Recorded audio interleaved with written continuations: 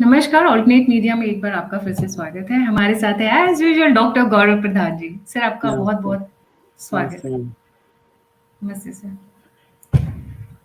अम, sir आप कैसे हैं? पहले तो ये बताइए, आपका बहुत हाउ इज योर बहुत surgery and how is everything? ठीक है मैम। आप लोगों का आशीर्वाद है। सर आप कैसे हैं पहले? जी, कुछ आवाज शायद इको कर रही थी। आपकी आईज के बाद आज आपने सर वो लगाए नहीं हुए ग्लासेस, आई थिंक लगाना चाहिए था बिकॉज इट नहीं, वाज प्रोटेक्टिंग ग्लासेस योर रखे आईज। हुए हैं पर बहुत देर से लगाया था तो पेन हो रहा था इसलिए हटा दिया। जी सर, आज का जो टॉपिक है वो है कैबिनेट रीशफल, जिस पे आपने अपने टेलीग्राम चैनल पे भी लिखा था। और ये क्यों है कि ये लैंडमार्क की तरह देखा जा रहा है? कैबिनेट रीशफल्स तो बहुत नॉर्मली होते ही रहते हैं, हर गवर्नमेंट करती है समय समय पे। बट ये इस कैबिनेट रीशफल को टीम इंडिया या मोदी टू के नाम से काफी पॉपुलराइज किया जा रहा है और काफी बड़े लेवल पे हुआ है ये। Like 60% of the cabinet of what was formed in 2019 उसको ओवरहॉल किया गया, उसको चेंज किया गया है। 60% मतलब काफी बड़ा चेंज है ये।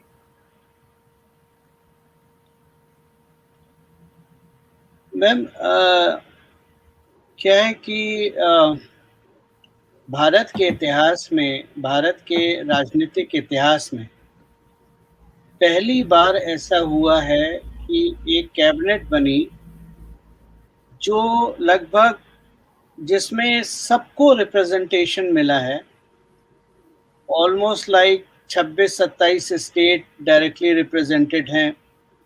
हर कास्ट कम्युनिटी का रिप्रेजेंटेशन है, इक्वल बैलेंस मेंटेन किया गया है।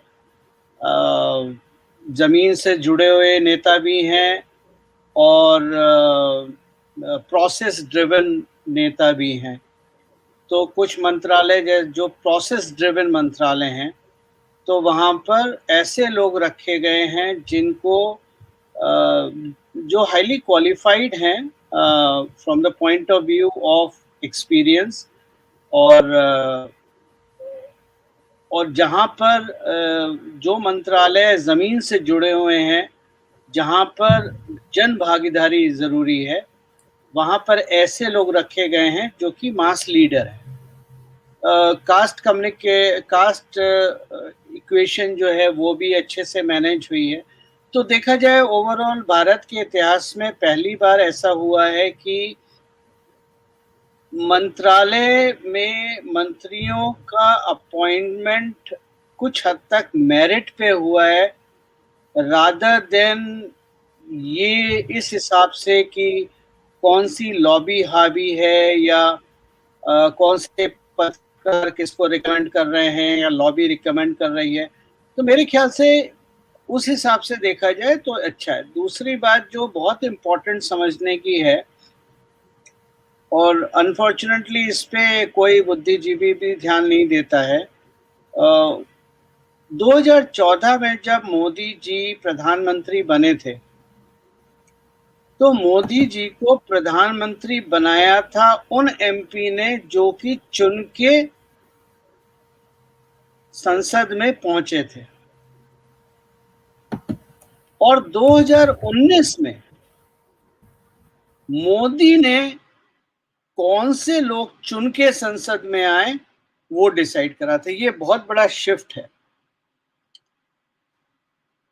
और हम एक रूप से प्रेसिडेंशियल फॉर्म की तरफ जा रहे हैं, जो कि मेरा मानना है कि भारत जैसे देश के लिए उससे अच्छी व्यवस्था नहीं हो सकती।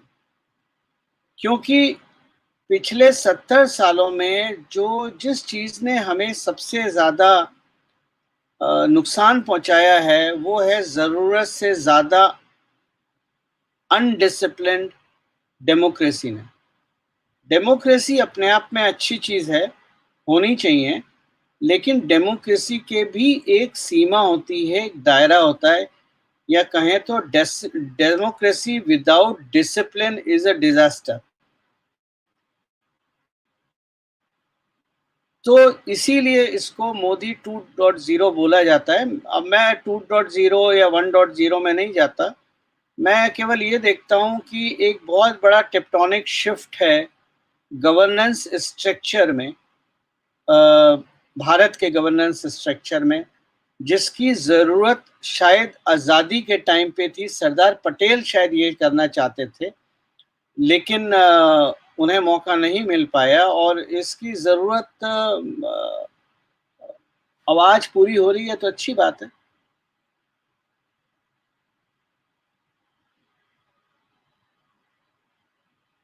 सर, ये जो कैबिनेट है, इसमें जिस तरीके का कास्ट मिक्स किया गया है, ओबीसी, एससी, एसटी, एक बड़ा स्पाइसी सा मिक्सचर बनाया गया है।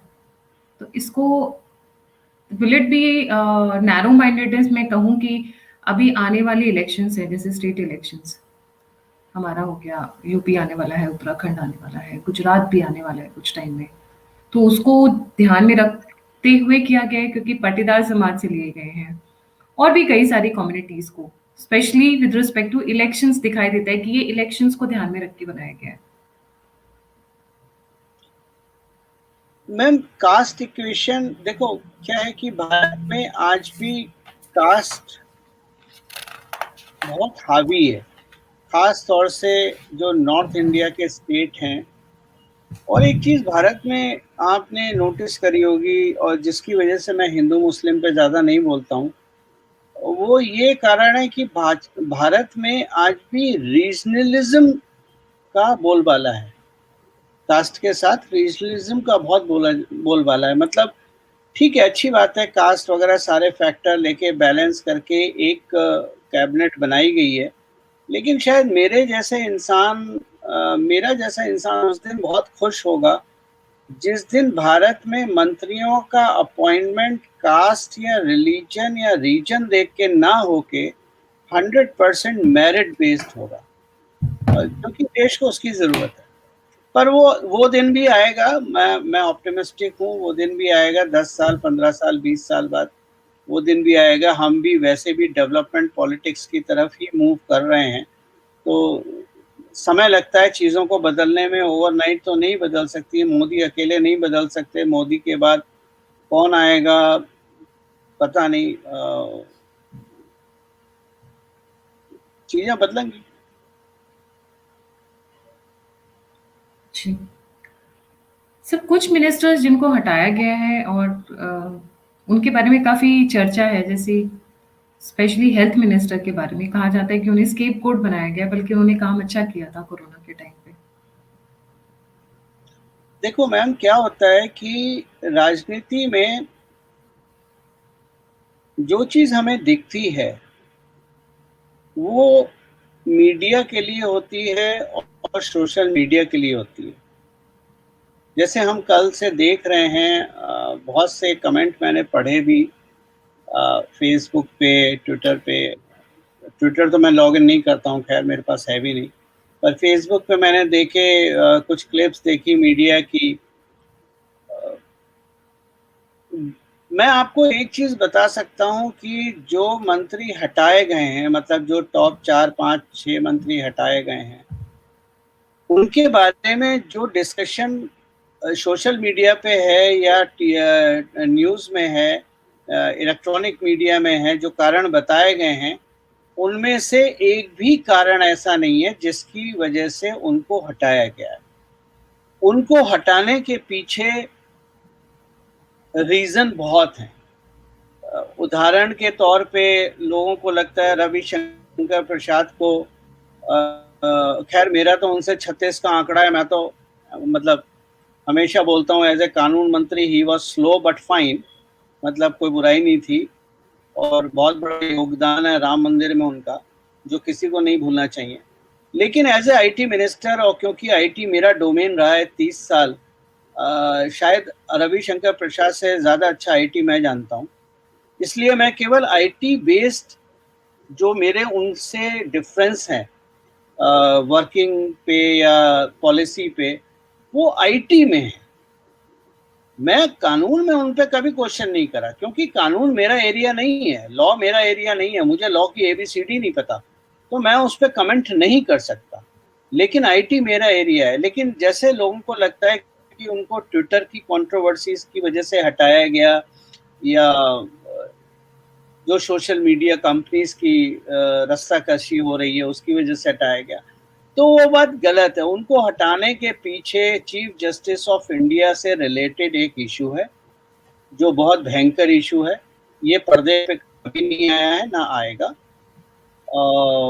मेरे पास, मैं जानता हूँ, लेकिन मुझे नहीं लगता कि मुझे इस बारे में बोलना चाहिए ज़्यादा, क्योंकि मेरे पीछे तो कोई बैक नहीं है मैम, पॉलिटिकल बैक भी नहीं है, सपोर्टर्स की बैक भी नहीं है। तो बहुत से कारण होते हैं। अब जैसे धर्मेंद्र प्रधान हटे, तो वो धर्मेंद्र प्रधान को लोग इसलिए कह रहे हैं मीडिया में, सोशल मीडिया में, कि वो पेट्रोल डीजल के इन जो रेट्स हैं वो कंट्रोल नहीं कर पाए। 100 रुपये पेट्रोल हो गया, उसकी वजह से उन्हें हटाया गया। ये भी गलत धारणा है, क्योंकि मिनिस्ट्री का पेट्रोल के रेट और फ्यूल के रेट सेट करने में कोई योगदान नहीं है। ये मनमोहन सिंह की सरकार से शुरू हुआ था, जब मंतोख सिंह अहलूवालिया ने लॉ नहीं कहना चाहिए, जो पॉलिसी बनाई थी कि फ्यूल कंपनीज को गवर्नमेंट के कंट्रोल से बाहर रखना है। तो इसमें धर्मेंद्र प्रधान का कोई रोल नहीं है फ्यूल प्राइसेस में। धर्मेंद्र प्रधान को पीछे हटने का कारण है, रशियन ऑयल कंपनी एक है रोज करके, जिसको प्यार से या शॉर्ट फॉर्म में रोज बोलते हैं, उसका एक्विजिशन जो उसने करा था इंडिया में एसआर ऑयल का, जो कि $13 बिलियन की डील थी, उस डील के रिलेटेड कुछ इश्यूज हैं, जिसकी वजह से धर्मेंद्र प्रधान को हटा के उनसे बोला गया बहुत हो गई तुम्हारी ऐश, अब जाके एजुकेशन संभालो और वहाँ कुछ करके दिखाओ। अगर कुछ करके दिखा दिया तो अच्छी बात है, वरना बोरिया बिस्तरा बांध के घर जाओ। जो हेल्थ मिनिस्टर का इशू है, वो हेल्थ मिनिस्टर का इशू कोरोना से रिलेटेड नहीं है एज सच, वो स्केप गोट भी नहीं है। उसका मुख्य कारण है, हेल्थ मिनिस्ट्री में एक कंपनी है एएसयू हेल्थ इंफ्रास्ट्रक्चर की, जिसने 2019 में प्राइमरी हेल्थ केयर सेंटर्स बनाने का बीड़ा उठाया था। ये मोदी जी का ऑब्जेक्टिव था नेशन वाइड, और 2019 से लेकर 2020 तक हर्षवर्धन जी ने उसमें कुछ नहीं करा, एक ईंट भी नहीं लगी। तो वो एक टारगेट मिस हुआ जो बहुत मेजर था। उसके बाद क्योंकि कोरोना आ गया, और कोरोना काल में किसी भी मंत्री को क्राइसिस में हटाना कोई अच्छी स्ट्रैटेजी नहीं होती है, ना ही एक सेंसिबल लीडर का ऐसा कुछ काम होना चाहिए, तो वो कंटिन्यू करते गए। दूसरा कारण जो हर्षवर्धन जी के साथ है, he is a very good gentleman personally. I mean, मैं तो खैर मैं किसी से मिल तो सकता नहीं हूँ, इतना बड़ा इंसान तो नहीं हूँ मैं, लेकिन जितना मैंने उनके बारे में सुना है लोगों से, बहुत हम्बल इंसान है। लेकिन एक हम्बल इंसान अच्छा इंसान तो बन सकता है, लीडर नहीं बन सकता। दिल्ली में उनका कोई कंट्रीब्यूशन नहीं है। दूसरा एक और भी कारण है, पता नहीं बताना ठीक होगा नहीं होगा, क्योंकि धमकियां तो मुझे सुबह से आ रही हैं आज। उनका सोशल मीडिया अकाउंट किसी ने संभाला था, कौन था वो मैं नहीं बता सकता। और उसके बाद एक गूफअप हुआ था पैसों का, फिर वो एक महिला ने संभाला, महिला का नाम नहीं ले सकता।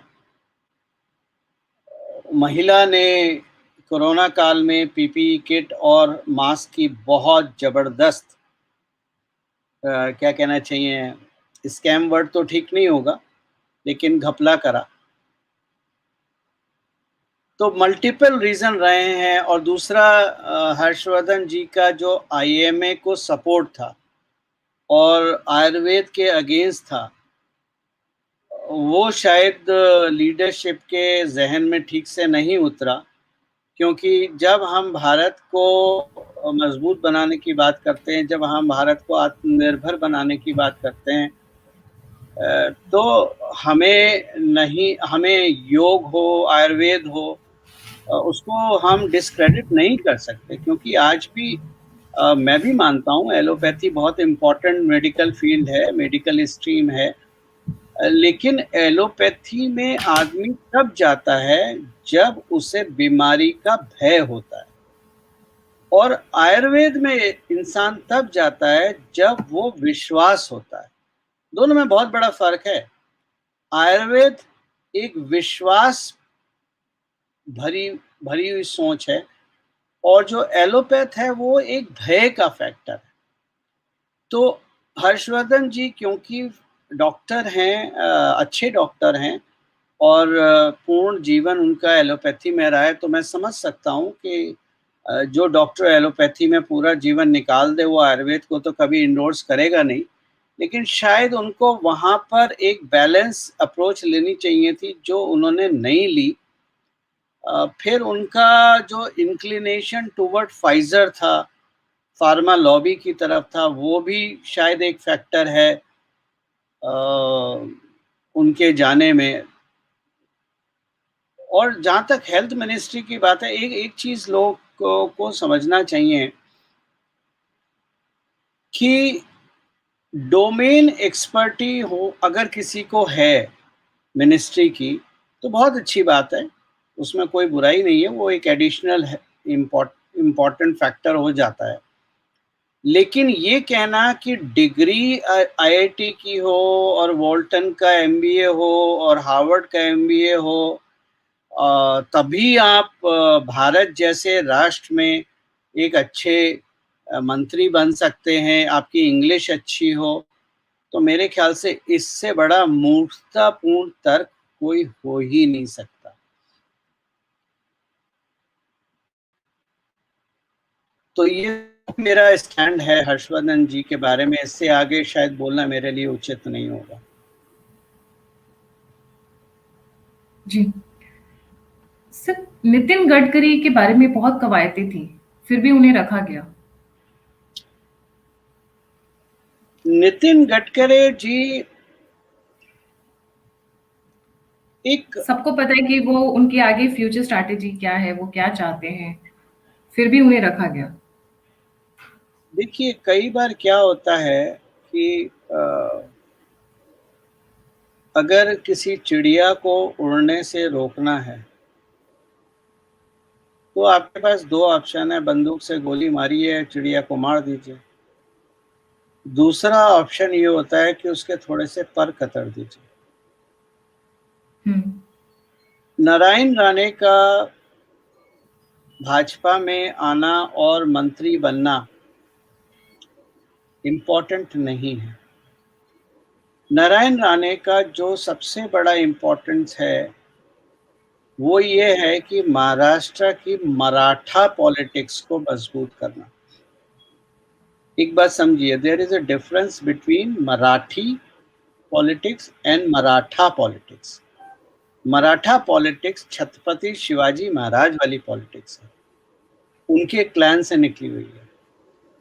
मराठी तो मैं आज जाके महाराष्ट्र में रहने लगूं, 1-2 साल में मैं भी मराठी अच्छी बोलने लगूंगा, तो उससे मैं मराठी नहीं हो जाता। मेरा सरनेम भी मराठी साउंड करता है, तो मैं मराठी नहीं हूँ, मैं मराठी हो जाऊंगा, लेकिन मैं मराठा नहीं हूँ।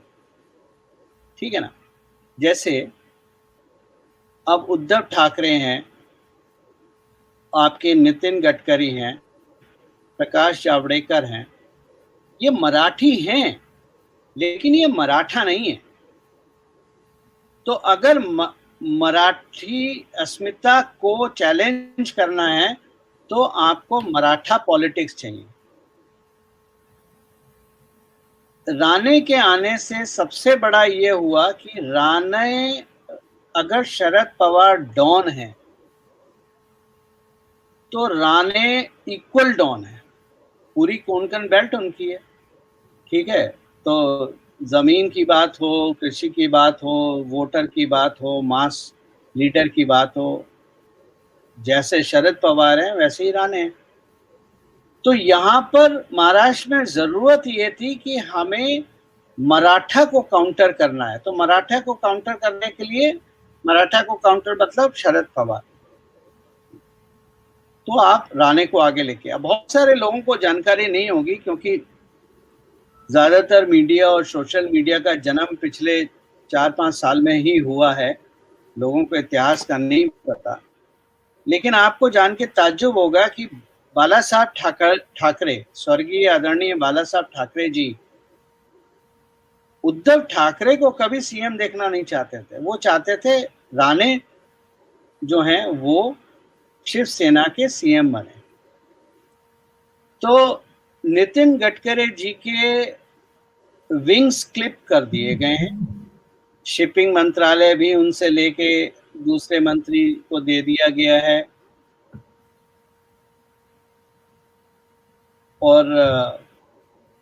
और आप एक बात याद रखिए कि नितिन गडकरी जी की सक्सेस फैक्टर क्या है? नितिन गडकरी जी का सक्सेस फैक्टर है fastest road construction in India, right? Highway, roads, पुल वगैरह। आप 1 मीटर हाईवे भी बनाते हैं ना, तो आपको एनवायरमेंटल क्लियरेंस चाहिए।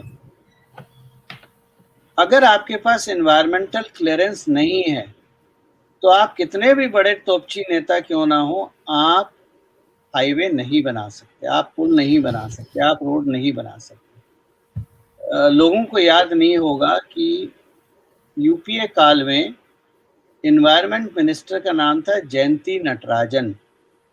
जयंती नटराजन वॉज नोन कि बिना कमीशन लिए वो कोई फाइल को आगे बढ़ाती नहीं थी, जिसकी वजह से बहुत से डेवलपमेंट प्रोजेक्ट यूपीए काल में अटके रहे क्योंकि जयंती नटराजन फाइल ही नहीं बढ़ाती थी।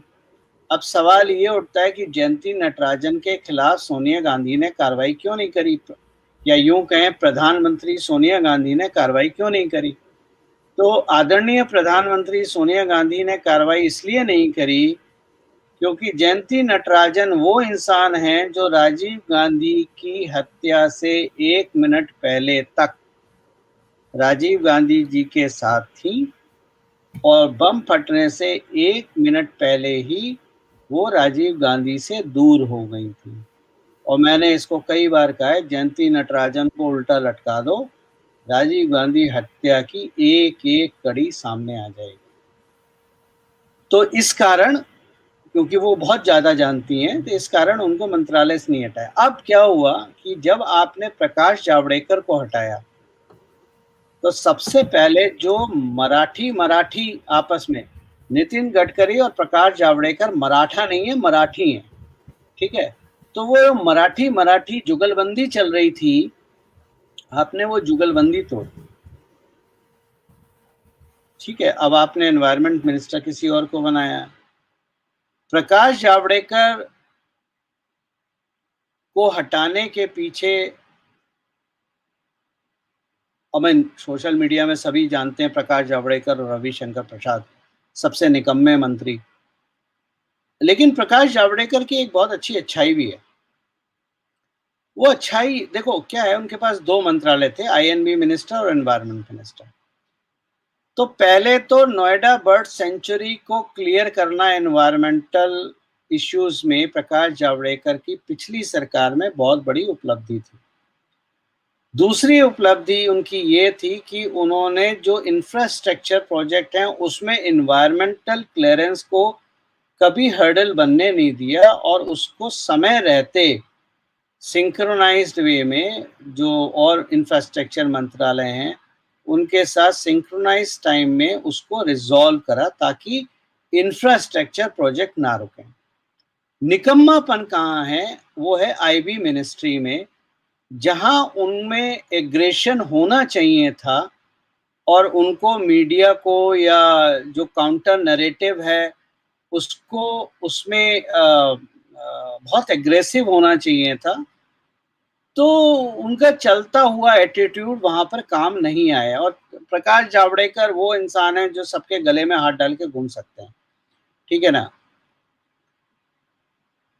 तो जब मुंबई में सेकेंड वेव आई और ऑक्सीजन की कमी हुई और बेड की कमी हुई, जो कि हम भी जानते हैं, आप भी, अब सब लोग ही जानते हैं, आर्टिफिशियली क्रिएटेड थी।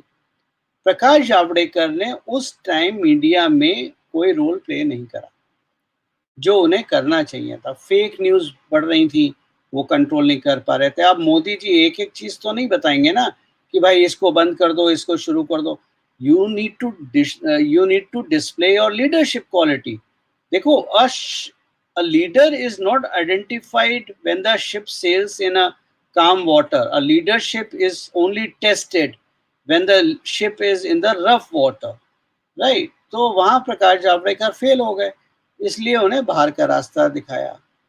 एक जो मुख्य कारण है उनको हटाने का, जो कि मीडिया और सोशल मीडिया में नहीं है, जो पर्दे के पीछे की बात है, वो फिर किसी और दिन मौका लगेगा तो बताएंगे, अभी शायद बोलना ठीक नहीं है। सर बोल दीजिए, कोई बात नहीं। हाँ, सर बता दीजिए। नहीं मैडम, आपको अपनी यू कैन आप तो, शेयर। मैडम आप विदेश में बैठी हुई हैं, मैं भारत में बैठा हूँ, गाजियाबाद में बैठा हूँ। मेरे घर के बाहर लोग आके अगर मुझ पे कुछ गॉट इट। कुछ भी करते हैं, अच्छा। तो मैं आपको विश्वास दिलाता हूँ, जितने आज सपोर्टर मेरे साथ मेरे चैनल पे भी हैं ना, इनमें से एक भी बाहर नहीं निकलेगा। और मेरी कोई पॉलिटिकल बैकिंग नहीं है, so I have to secure and save my self. मैं कोई सेलिब्रिटी इंटेलेक्चुअल तो हूँ नहीं, मेरे लिए कोई लिखेगा नहीं, मेरे लिए कोई सपोर्ट करेगा नहीं, मेरे लिए कोई केस फाइल करेगा नहीं। So I have to be very careful in what I speak.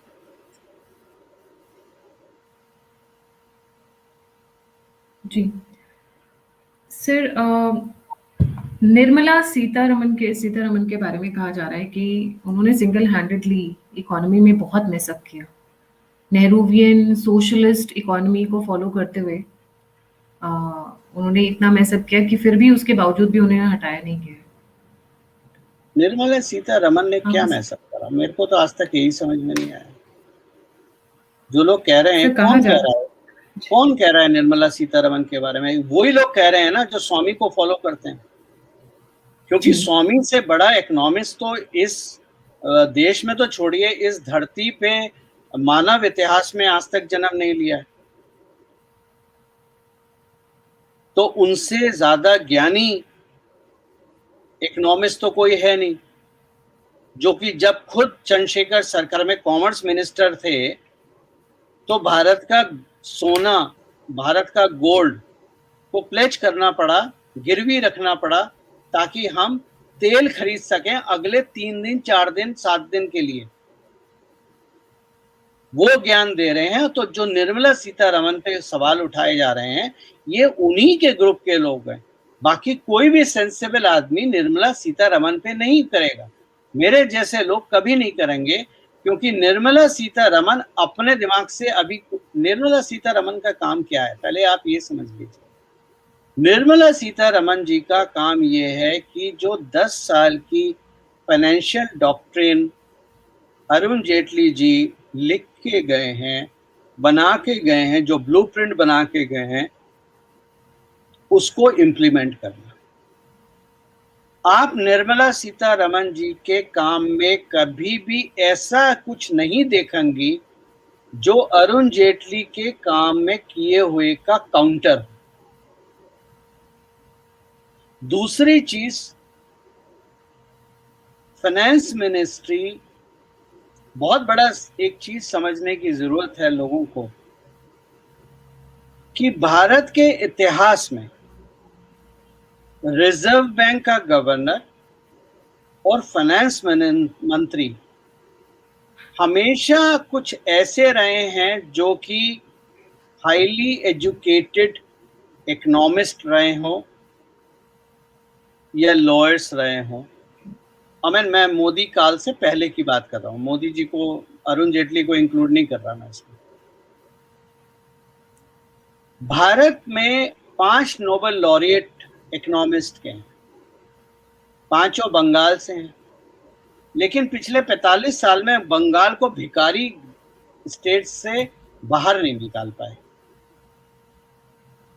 आप एक भारत की सबसे बड़ी इकोनॉमिक डिजास्टर जो रहा है 2014 तक, वो ये रहा है कि हमने वेस्टर्न इकोनॉमिक मॉडल को भारत का इकोनॉमिक मॉडल समझने की गलती करी। भारत एक वो राष्ट्र है जहां हर 200 किलोमीटर पे लोगों का खान पान बदल जाता है, कपड़े पहनने के तरीके बदल जाते हैं, फैमिली सिस्टम, फैमिली वैल्यूज बदल जाती हैं, कस्टम कल्चर बदल जाता है। उस देश में आप एक वेस्टर्न मॉडल इंप्लीमेंट नहीं कर सकते। दूसरी बात यह कि भारत एक कृषि प्रधान देश है जहां आज भी 60% 70% कृषि आधारित काम होता है। वहां पर आप प्योर कैपिटलिस्टिक मॉडल जो है वेस्टर्न वर्ल्ड का, वो अप्लाई नहीं कर सकते। मैं कई बार मेरे मेरे मैं जब लिखता हूं तो मैंने कई बार एक शब्द का जिक्र करा है, कौटिल्य अर्थशास्त्र का। और मैंने हमेशा एक एनालॉजी दी है कैंप फायर की, कि कैंप फायर में आग नीचे लगाई जाती है, ऊपर नहीं लगाई जाती है। जैसे जब हम लोग होली मनाते हैं तो होलिका जलाते हैं सुबह को या रात को, तो हम आग कहाँ लगाते हैं? हम ऊपर टिप पे आग लगाते हैं या नीचे पेट में आग लगाते हैं? मोदी काल में जो चीज हो रही है, और मैंने कई बार लिखा है, 2014 में भी लिखा था कि फार्मर और फौजी मोदी के प्राइम जो टारगेट होंगे रिवाइवल के, रिफॉर्म्स के। लेबर हो गया, जब हम फार्मर बोलते हैं तो उसमें लेबर भी आता है। तो यानी जो लोअर तबका है, bottom of the pyramid, Kautilya अर्थशास्त्र के हिसाब से कि जब आप बॉटम ऑफ द पिरामिड को एम्पावर करते हैं, फाइनेंशियली स्ट्रॉन्ग करते हैं, तो इकोनॉमी का पूरा इंजन अपने आप चलना शुरू हो जाता है। यही कारण है कि पिछले साल मार्च अप्रैल में जब लोग बोल रहे थे कोरोना आ गया, इकोनॉमी क्रैश कर गई, भारत बर्बाद हो जाएगा, जीडीपी नेगेटिव हो जाएगी, मोदी फेल हो गया, ये करो, स्टिमुलस पैकेज दो। बहुत सारे ज्ञानी एडवाइजर्स जो मोदी के सोशल मीडिया पे, ट्विटर पे हैं, उन्होंने मोदी को ज्ञान देना शुरू करा कि स्टिमुलस पैकेज दीजिए आप इंडस्ट्री को।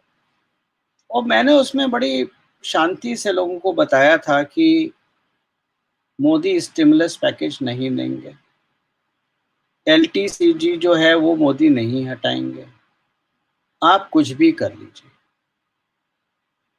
और अगर मोदी कुछ करेगा तो गरीबों की जेब में पैसा डालेगा, ताकि वहां से जो साइकिल है इकोनॉमिक्स का वो शुरू हो, और वो इवेंचुअली ट्रिगर करे इंडस्ट्री को। इंडस्ट्री का पहिया घूमे, जब इंडस्ट्री का पहिया घूमेगा, तेज घूमेगा, तो मिडिल क्लास उसमें ज़्यादा काम करेगा, क्योंकि नौकर पेशा मिडिल क्लास होता है। तो मिडिल क्लास उसमें नौकर पेशा होगा और वो पूरे जो सिस्टम है उसको घुमाना शुरू कर देगा। निर्मला सीतारमन वही फॉलो कर रही है। तो जो लोग निर्मला जी को सवाल करते हैं, डिजास्टर बोलते हैं, कुछ बहुत भद्दे कमेंट भी मैंने पढ़े हैं निर्मला जी के बारे में, स्मृति जी के बारे में, ये उन लोगों की मानसिकता है। जनरली ये स्वामी जी के फॉलोअर्स हैं, जिनको इकोनॉमिक्स का ई तो पता नहीं। स्वामी जी भड़काते रहते हैं, ये भड़कते रहते हैं, और ये हम सभी जानते हैं। मतलब ये तो मोदी भी बेवकूफ़ है, उनको समझ में नहीं आता कि मैं मतलब यही एक चीज़ है जिस पे मैं मोदी जी को क्रिटिसाइज़ करता हूँ, कि मोदी जी इतने बड़े बेवकूफ़ हैं, उन्हें समझ में नहीं आता कि भगवान श्री कृष्ण और विष्णु के आशीर्वाद से दुनिया का सबसे ज्ञानी इकोनॉमिस्ट भारत में हैं, और उनको हमने फाइनेंस मंत्रालय नहीं दिया, लाइन में लगा के रखा हुआ है, आगे भी नहीं मिलेगा, शायद मिलना भी नहीं चाहिए। तो लगे रहो, मतलब ठीक है, सपने सजाने में किसको क्या बुराई होती है। पर मेरे हिसाब से निर्मला जी। जी, और मैं किसी पार्शियलिटी से नहीं बोल रहा हूँ, मेरा मैं आपको पहले और आपके दर्शकों को बता दूं, ना मेरा मोदी से कोई लेना देना है। मोदी ना मेरे प्यारे हैं और राहुल गांधी मेरे दुश्मन भी नहीं है। मैं अपनी बात तथ्यों के आधार पे करता हूं।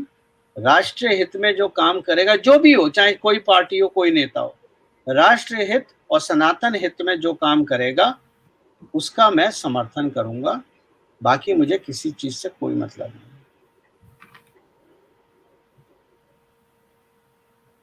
जी।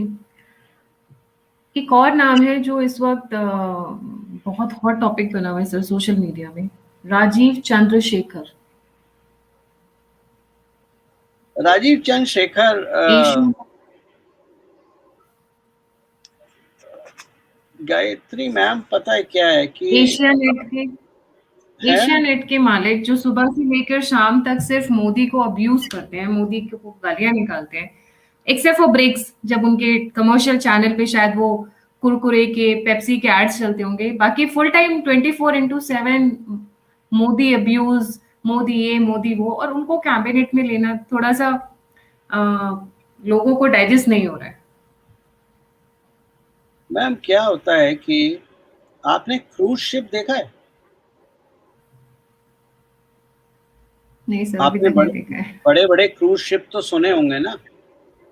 ठीक है, आपने जी, सुने वीडियो, जरूर है, अभी तक गई हूँ जी। क्रूज शिप में 3 स्टेज होती है। एक स्टेज होती है जो आपको दिखती है, जिसमें आपको दिखता है वहाँ थीम पार्क है, वहाँ गेमिंग रूम है, वहाँ थिएटर है, वहाँ परफॉर्मेंस है, वहाँ सर्कस है, लग्जरी होटल्स हैं, मल्टी कुजीन रेस्टोरेंट हैं, मतलब हर उम्र के लिए वहाँ पर फैसिलिटी है, लग्जरी रूम्स हैं, स्विमिंग पूल है, वाटर पार्क है। और आप क्रूज शिप में जाने के लिए आपका डिसीजन होता है बेस्ड ऑन जो आपको दिखा। दूसरा होता है स्ट्रेटेजिक प्लेस, वो होती है कैप्टन का रूम, जहां कैप्टन ये डिसाइड करता है कि मुझे शिप को कब स्लो चलाना है, कब तेज चलाना है, कैसे बैलेंस रखना है, क्योंकि बहुत बड़ा शिप है। ठीक है ना, क्रूज शिप की सेंटर ऑफ ग्रेविटी ऊपर होती है, तो काफी अनस्टेबल भी होता है। तो वहां पर कैप्टन की स्किल होती है, जो वो अपने रूम में बैठ के स्ट्रेटेजी बनाता है कि कब कौन सी मशीन चलानी है, कौन सी बंद करनी है, कौन सा इंजन चलाना है, कौन सा इंजन बंद करना है। इसके बाद एक तीसरी जगह होती है, जो पब्लिक डेक जो होती है शिप पे, उसके नीचे होती है, जहां इंजीनियर्स काम करते हैं। उस जगह का खासियत ये होती है, वो लोग ये इंश्योर करते हैं कि कैप्टन की जो स्ट्रेटेजी चल रही है, कैप्टन का जो अपने रूम में कमांड सेंटर है जहां से वो काम करवा रहा है, वहां से जो भी इंस्ट्रक्शन मिले उनको पूरा करा जाए। तो राजीव चंद्रशेखर हो या उस तरह के जो लोग हों, नीतीश राणे हो, राजीव चंद्रशेखर हो, जैसे लोग कहते हैं ना, जैसे अभी वो कृपा शंकर जी आए कांग्रेस से भाजपा में, इन लोगों का काम वो इंजन रूम वाला है। ठीक है। अब राजीव चंद्रशेखर के बारे में एक तो पर्सपेक्टिव वो है जो सोशल मीडिया पे आपको दिखाई देता है,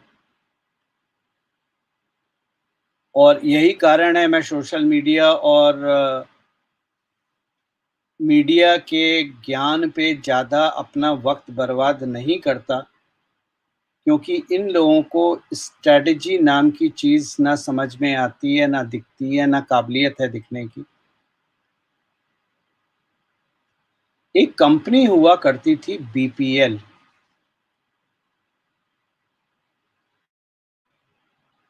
ठीक है, मैं आपको क्लू दे रहा हूं लोगों को। और उसके बाद एक सरकारी कंपनी होती थी बीपीएल से लिंक्ड, जिसको राजीव चंद्रशेखर जी ने 500 करोड़ में यूपीए सरकार में चेप दिया था। तो इलेक्ट्रॉनिक्स मंत्रालय का बहुत सारा लिंक वहां पर निकलता है। जरा जनता से भी कहूंगा, ज्ञानी बनिए, थोड़ा गूगल कीजिए, तो आपको पता चलेगा कि राजीव चंद्रशेखर को लेने के पीछे स्ट्रैटेजी क्या है। दूसरी चीज, आप ये बात मत भूलिए कि अर्नब गोस्वामी का चैनल में राजीव चंद्रशेखर जी एक इन्वेस्टर हैं। मीडिया को आज की डेट में साथ रखना भी जरूरी है। तो ये बहुत सारे फैक्टर हैं जिसकी वजह से राजीव चंद्रशेखर जी की एक यूजेबिलिटी है। देखो, आप एक चीज समझो, मोदी आपको देखने में, पब्लिक परसेप्शन में बहुत हम्बल नेता लगते हैं, बहुत इंटेलेक्चुअल तो वो हैं, खैर इसमें कोई शक नहीं, लेकिन बहुत हम्बल नेता लगते हैं, बहुत सीधे, बहुत सरल। ये पब्लिक इमेज है। पर्दे के पीछे he is a very shrewd politician. उनका ध्येय केवल भारत है। मैंने बहुत पहले लिखा था, ना मोदी संघ का है, ना भाजपा का है, ना हिंदू का है, ना मुसलमान का है, मोदी केवल भारत का है। तो अगर हमारा ध्येय भारत है, तो उसमें अगर कभी कभी खोटे सिक्के भी चल जाते हैं। आपने ताश तो खेला ही होगा। ताश में पत्ते होते हैं, तो आपने सोचा उसमें दो जोकर क्यों होते हैं? जब जोकर की यूजेबिलिटी कुछ हो ही नहीं सकती, तो दो दो जोकर क्यों होते हैं ताश की गड्डी में? क्योंकि कई बार खेल में जोकर वो काम कर जाते हैं जो इक्का और नहला और आपका क्वीन और किंग और वो लोग नहीं कर पाते। तो इसलिए हमेशा ऐसे लोगों को कुछ काम के लिए रखना जरूरी होता है। तो मुझे नहीं लगता उसमें कोई बुराई है। बाकी ना सरकार मैं चला रहा हूँ, ना मैं मंत्री हूँ, ना मुझे मंत्री का कोई अनुभव है। सरकार कैसे चलानी है मुझे उसका भी कोई अनुभव नहीं है। राजनीति क्या है मुझे उसका भी कोई अनुभव नहीं है। तो मैं जाता हूँ इस बात पे कि भाई ठीक है, मोदी जी ने और अमित शाह और संघ और भारत भाजपा की लीडरशिप ने अगर कुछ डिसाइड करा है तो कुछ सोच के ही करा हो।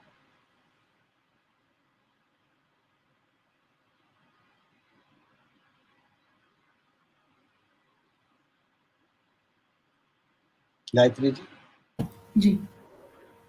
सर, एक नाम जो हमारे व्यूअर्स भी, कई व्यूअर्स कमेंट कर चुके हैं, प्रताप चंद्र सारंगी जी।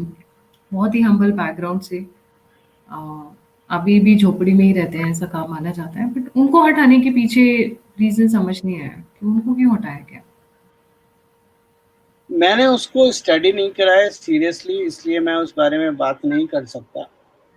मेरा कल से जो फोकस था वो केवल दो चीज़ों पे था।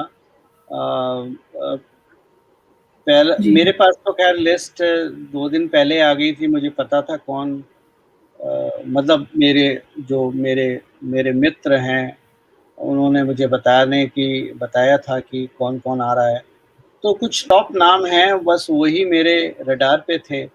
बाकी कल जब ओथ सेरेमनी हो रही थी तो मैं मंत्रियों को नहीं देख रहा था, बल्कि मैं ये देख रहा था कि कौन बॉडी लैंग्वेज में पढ़ने की कोशिश कर रहा था कि कौन राष्ट्रपति को और बाकी लोगों को प्रणाम कैसे करता है, और राष्ट्रपति जी के आगे झुकने की जो इंटेंसिटी है नमस्ते करते वक्त, क्या वही इंटेंसिटी मोदी जी के आगे भी नमस्ते करते वक्त है या नहीं है, ज्यादा है या कम है? तो मैं सही बताऊं, मैं कल लैपटॉप खोल के बैठा था, पता नहीं कौन सा चैनल था, लाइव आ रहा था, शायद दूरदर्शन होगा। तो मैं वही लाइव देख रहा था और मैं कुछ नहीं, केवल बॉडी लैंग्वेज पढ़ रहा था। और 48 लोगों ने ओथ ली थी शायद, उसमें से केवल एक व्यक्ति ऐसा था जिसने राष्ट्रपति को प्रणाम नहीं करा, और बाद में शायद उनको किसी ने टोका होगा तो वो वापस आए और राष्ट्रपति को प्रणाम करा। लेकिन उसमें बॉडी लैंग्वेज ज़्यादा पढ़ने की ज़रूरत इसलिए नहीं है कि उनका खानदान हमेशा ही राजा मेंटालिटी में रहा है, जो किंग मेंटालिटी होती है उसमें रहा है। तो उनकी परवरिश, उनका पूर्ण जीवन, ननिहाल, ददिहाल, पिताजी इत्यादि सबका क्या होता है कि जब आप अभाव में पैदा होते हो, जब आपका जन्म अभाव में होता है, तो आप जिंदगी में लड़ते हो,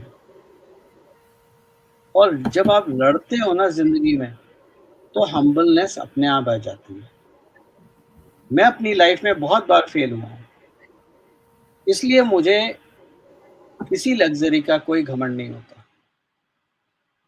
धीरूभाई अंबानी ने पेट्रोल पंप पे तेल भरा है, इसलिए उनको अपने जीवन में घमंड अपने रईसी पे नहीं था। लेकिन मुकेश के अगर आप बच्चे देखें, मुकेश भाई के या अनिल भाई के, तो उनमें वो जो स्टार सेलिब्रिटी नेचर है ना, वो कूट कूट के भर गया है। जैसे सोशल मीडिया पे भी जो कुछ बड़े हैंडल हैं ट्विटर और फेसबुक पे, जिनके पीछे गॉडफादर है, ठीक है ना, पॉलिटिकल गॉडफादर है, चाहे वो किसी पार्टी के हों, भाजपा में ये ज्यादा है, तो वो अपने आप को मोदी से कम नहीं समझते, वो एडवाइस देते रहते हैं। हम जैसे लोग, जिनको एक चलता फिरता आईटी सेल का व्यक्ति भी हैंडल उड़ा सकता है हमारा, और हम सच में हम कुछ नहीं कर सकते उसका, और हमारे साथ तो हुआ है, तो हम लोग हमेशा जीरो से शुरू करना में इतने एक्सपर्ट हो गए हैं कि अब घमंड किस चीज का करें।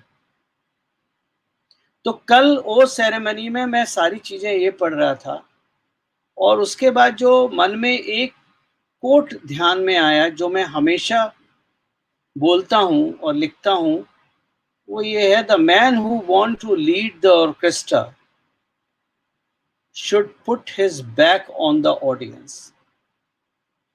यानी जो इंसान ऑर्केस्ट्रा को लीड करना चाहता है, उसकी बैक, उसकी पीठ हमेशा ऑडियंस की तरफ होती है।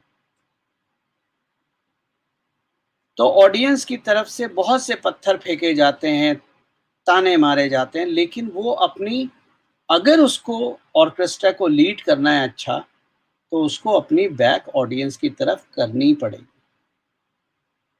यूपीए सरकार में दिक्कत ये थी, अच्छा यहाँ पर ऑर्केस्ट्रा की जब बात आई, तो हम तो खैर जुबिन मेहता को बहुत सुनते हैं, one of the finest Israeli film orchestra. लोगों को, अब आजकल के जो युवा हैं, उनको तो शायद उन्होंने नहीं सुना होगा या सुनने में ध्यान नहीं होगा, लेकिन आप आपने शायद सुना हो अपने समय में, भारत में 4 तरह के म्यूजिक डायरेक्टर हुए हैं। एक नौशाद साहब, दूसरा बप्पी लहरीदा, तीसरा लक्ष्मीकांत प्यारेलाल, और जो नाम सबसे बड़ा है उसका नाम है R D Burman. R D Burman के ऑर्केस्ट्रा की सबसे कमाल की बात आपको पता है क्या है? आर डी बर्मन के ऑर्केस्ट्रा में सबसे ज्यादा प्लेयर होते थे। घुंघरू बजाने वाला भी होता था, ड्रम भी होता था, बोंगो, कोंगो, ढोलक, tabla, trumpet, guitar, bass guitar, सब होता था। मतलब जितने इंस्ट्रूमेंट हैं, घड़ा घोड़ा हाथी घोड़ा सब बजते थे।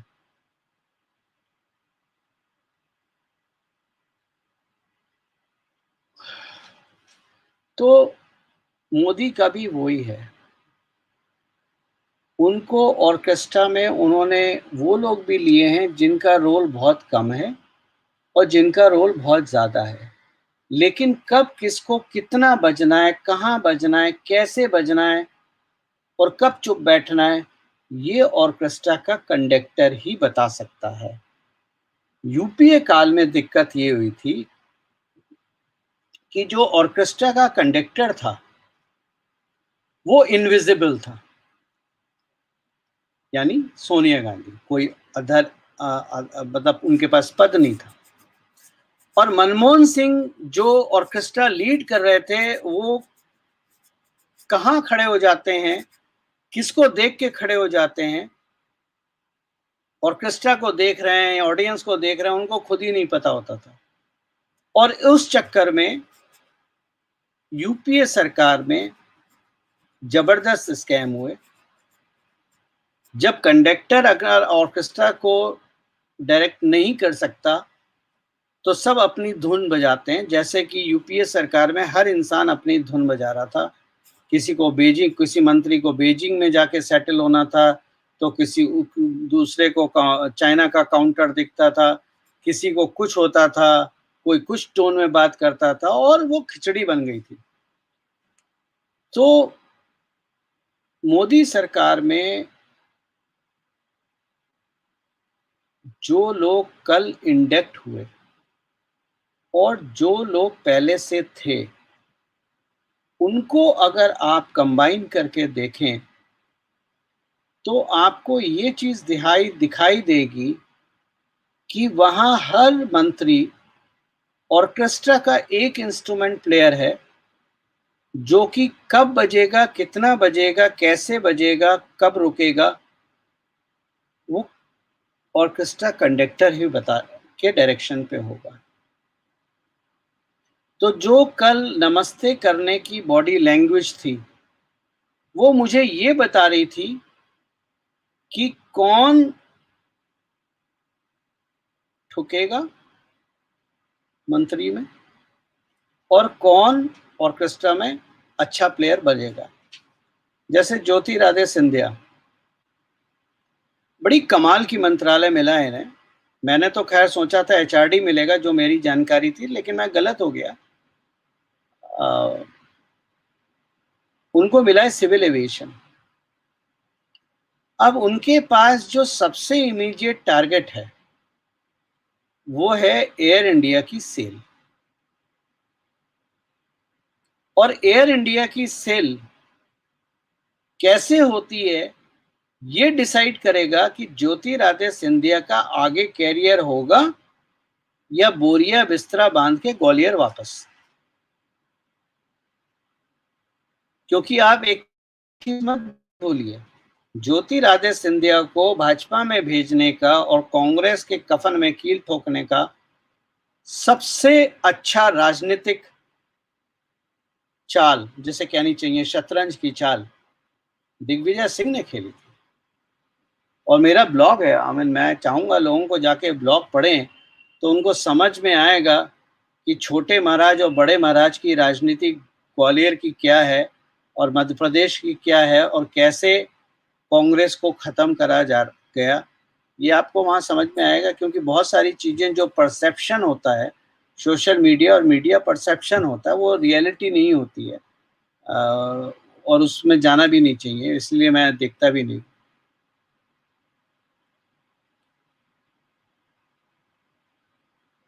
जी सर, एचआरडी मिनिस्ट्री कुछ 4 बार चेंज किया गया है।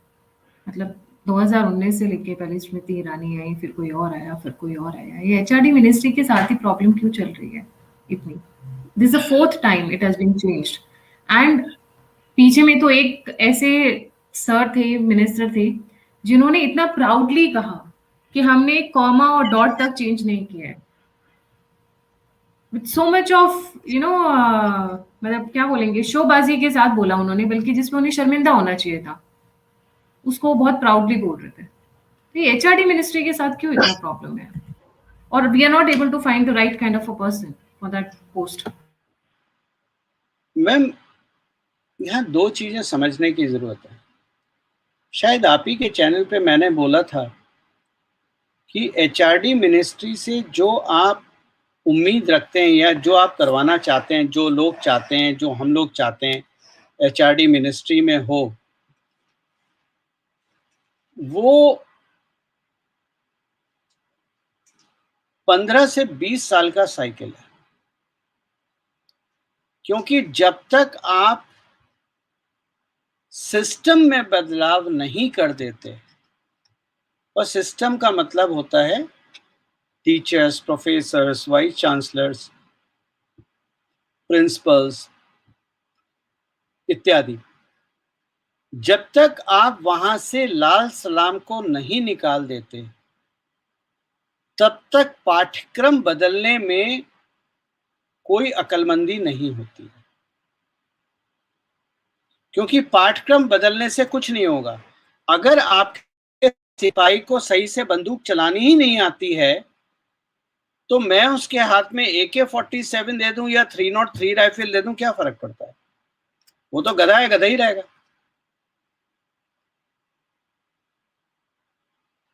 तो एचआरडी मिनिस्ट्री से बहुत ज्यादा होप करना मेरे ख्याल से बहुत जल्दबाजी है। लोगों की बात नहीं करते, क्योंकि लोगों को तो धैर्य तो किसी को नहीं होता। आज के समय में धैर्य तो आते ही नहीं है। उनको ये लगता है कि पाठ्यक्रम बदल दो, इंडियन हिस्ट्री एकदम ले आओ, रोमिला थापर को उठा के बाहर फेंक दो,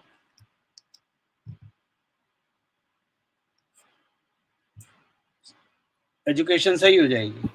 पर एजुकेशन सही नहीं होगी, क्योंकि आप एक चीज रखिए, ये देश की माइंडसेट डिग्री ओरिएंटेड है। आज भी आप देख लीजिए एग्जाम्पल, स्मृति ईरानी के पास कोई डिग्री नहीं है। मतलब चलो मान लिया वो अनपढ़ है, लेकिन राहुल गांधी एमफिल को तो अपने जगह से, खानदानी जगह से भगा दिया ना उसने। लेकिन हमारा जो ऑब्सेशन है भारत में, डिग्री का ऑब्सेशन बहुत है। और मैंने कई बार इस चीज का जिक्र करा है, जब आप हिंदू मुस्लिम हर जगह करते हैं, तो मैंने हमेशा बताया कि हिंदू जो है वर्टिकल ग्रोथ में बिलीव रखता है, मुसलमान हॉरिजेंटल ग्रोथ में बिलीव रखता है। इसीलिए हमारा स्किल डेवलपमेंट प्रोग्राम को वो सक्सेस नहीं मिली जो उसको मिलनी चाहिए थी। क्योंकि हिंदू समाज जो है उसको गवर्नमेंट जॉब में ज्यादा बिलीव है। वो अगर पकौड़े का स्टॉल लगाए या पंचर का स्टॉल लगाए तो बहुत बड़ी इंसल्ट है, लेकिन अगर वो सरकारी दफ्तर में सरकार के पेरोल पे एक सफाई कर्मचारी भी बन जाता है तो वो बहुत प्राइड वाली बात है।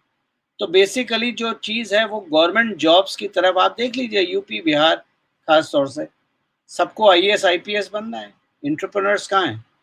इंटरप्रेनर्स कोई बनना ही नहीं चाहता है, सबको IPS IAS सरकारी जॉब। और लोगों को एक चीज समझ में आ जानी चाहिए, आपकी सरकारी जॉब नहीं मिलेगी भाई।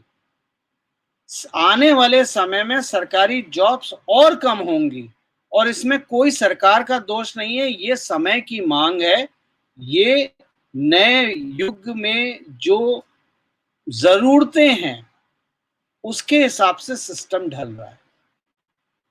तो HRD मिनिस्ट्री से ज्यादा उम्मीद करना अभी मेरे ख्याल से थोड़ी जल्दबाजी है। धर्मेंद्र प्रधान को वहां भेजा है, होना कुछ नहीं है। उनके लिए एक चैलेंज है, करके कुछ दिखा दें तो अच्छी बात है, बहुत अच्छी बात है। हम स्वागत करेंगे, स्वागत योग्य बात होगी तो स्वागत करेंगे। लेकिन निशांक को हटने के पीछे जो एक तर्क दिया जा रहा है कि वो बीमार रहते हैं या कोरोना काल में उनको कोरोना हुआ था फिर वापस हो गया, वो एक पब्लिक परसेप्शन है। निशांक जी की सबसे बड़ी प्रॉब्लम ये थी कि जब कोरोना काल आया तो जैसे ही सारे मंत्रालय, चाहे वो फाइनेंस हो, कॉमर्स हो, रेलवेज हो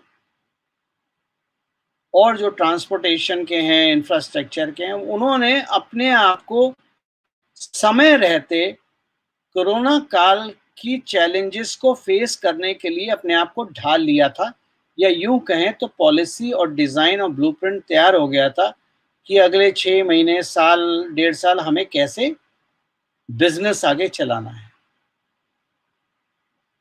निशांत जी को ये समझ में नहीं आया कि अब स्कूल कब तक बंद हो जाएंगे, बोर्ड परीक्षाओं का क्या होगा, प्रोफेशनल एंट्रेंस एग्जामिनेशंस हैं, चाहे वो आईआईटी, जेई हो, नीट हो, सीए के एग्जाम्स हो,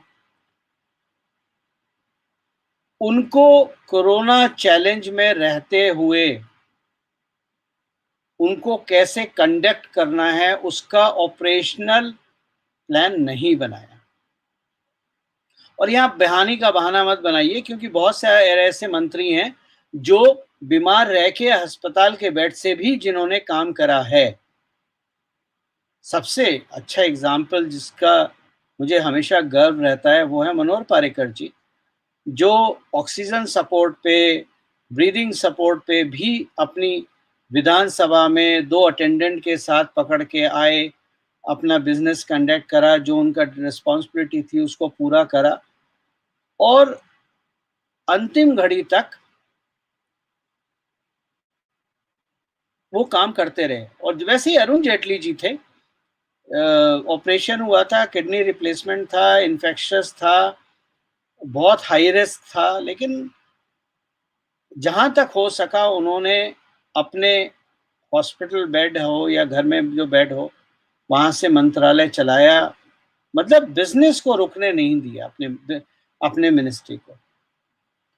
निशांक जी ने बहुत आराम से ले लिया था और प्रधानमंत्री को खुद आगे आना पड़ा था, सारे काम प्रधानमंत्री खुद कर रहे थे, जो कि निशांक जी को करना चाहिए था। दूसरी चीज, निशांक कोरोना काल में जब सारे लोग ये एडवाइस कर रहे थे, रिस्पॉन्सिबल लोग, कि भाई आप सोशल डिस्टेंसिंग रखिए, बाहर मत निकलिए, अगर आपको वेंचर आउट करना है वेंचर आउट मत कीजिए, घर में रहिए, बहुत ही जरूरत पड़े तब बाहर निकलिए। उस टाइम निशांत जी की बिटिया रानी म्यूजिक वीडियो बना रही थी, पब्लिक में खड़े होके क्राउड को भी प्रमोट कर रही थी, इंस्टाग्राम पे डाल रही थी। वो भी एक अच्छा सिग्नल नहीं था समाज के लिए। और तीसरा जो था वो था तीरथ सिंह रावत का उत्तराखंड का चीफ मिनिस्टर बनना। इसके पीछे जो उनके अगेंस्ट काम कर रहे थे या जो उनके एंटी थे वो त्रिवेंद्र सिंह रावत तो थे ही, जिनको हटाया गया था, पर उसके अलावा निशांक जी भी थे, सतपाल महाराज भी थे, और चौथा नाम मुझे लेने से मना कर दिया गया है, लेकिन मैंने उसके बारे में लिख दिया था, वो भी है। तो भाजपा की एक जो सबसे बड़ी कमजोरी है वो ये है कि, मतलब भाजपा की कमजोरी नहीं कहना चाहिए, कमजोरी तो एक्चुअली हम जैसे लोगों की है, जो हम लोग इतने बड़े मूर्ख हैं कि राष्ट्र हित का नाम लेके राष्ट्र हित के लिए अपना काम धंधा छोड़ दिया, थ्रेट के साथ जीते हैं, किसी से कुछ मांगते नहीं है। मतलब मैं तो सही बता रहा हूँ, I am such A stupid guy, I should have gone in, मतलब चरण वरण एक आध पकड़ लेता अगर मैं, और थोड़ी बहुत ईगो मसाज कर देता मैं, तो 10-12 या 2-4 पीएसयू के सोशल मीडिया कॉन्ट्रैक्ट मुझे मिल जाते, 10-15-20 लाख का काम हो जाता। लेकिन हमने सोचा कि राष्ट्र बड़ा है, पैसा तो बड़ा होता नहीं है, तो हमने इस चीज़ को कभी वैल्यू नहीं दी। ऐसे भाजपा में लोग हैं जो मोदी जी के नाम की वजह से चुने गए, लेकिन उनका इंटरेस्ट राष्ट्र के लिए या राज्य के लिए बाद में आता है। पहला इंटरेस्ट उनको ये देखना है कि भाई उनको भी आखिर अपना घर चलाना है, अपना अपना अपना जो उनका सपोर्ट बेस है वो चलाना है, तो उसके लिए पैसे भी चाहिए होते हैं। पार्टी भी चलानी है, पार्टी में भी पैसे लाने पड़ते हैं, तो प्रायोरिटीज होती हैं। तो इस वजह से निशंक जी गए।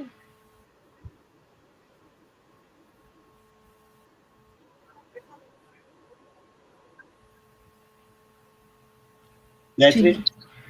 सर, आप इस कैबिनेट रीशफल को कैसे देखते हैं? आप किस तरीके से इसको एनालाइज़ करते हैं? मैंने अभी एक लाइन में बोला था, the man who want to lead the orchestra should put his back on the audience. एक मैं जो रीशफल को मैंने पहले भी डिफाइन करा था, भारत के इतिहास में सबसे अच्छा मंत्रालय बना है जिसमें सबको रिप्रेजेंटेशन मिली है, मैक्सिमम स्टेट कवर हुए हैं। तमिलनाडु जैसे स्टेट से भी मंत्री हैं हमारे, नॉर्थ ईस्ट से आप देख लीजिए, मणिपुर से, त्रिपुरा से, जो कभी हमेशा नेग्लेक्टेड रहा है। तो जो रीशफल है इसमें बहुत सारा जो कहना चाहिए सरफेस पे दिखता है मीडिया, सोशल मीडिया के लिए, वो representation, caste economics, caste balancing, वो सारी चीज़ें कवर हुई हैं। लेकिन मुझे जो लगता है, वो जो मेरा सोचने का तरीका है, जो जिस जिस तरह से मैं सोचता हूँ, आज क्षमा करें आज मैं खुल के नहीं बोल पा रहा हूँ किसी कारणवश, पर मुझे ये लगता है कि आने वाले समय में एक प्रेसिडेंशियल फॉर्म ऑफ गवर्नमेंट की तैयारी है। ज्ञान देना का काम नहीं होता है, कुछ लोग और ज़्यादातर लोग एग्जीक्यूट करते हैं। इसीलिए आपने देखा है कि प्रोसेस ड्रिवन लोग बहुत आए हैं, और प्रोसेस ड्रिवन लोग कौन होते हैं? वो बेसिकली हमारे सरकारी तंत्र में जो ब्यूरोक्रेसी है वो प्रोसेस ड्रिवन होती है।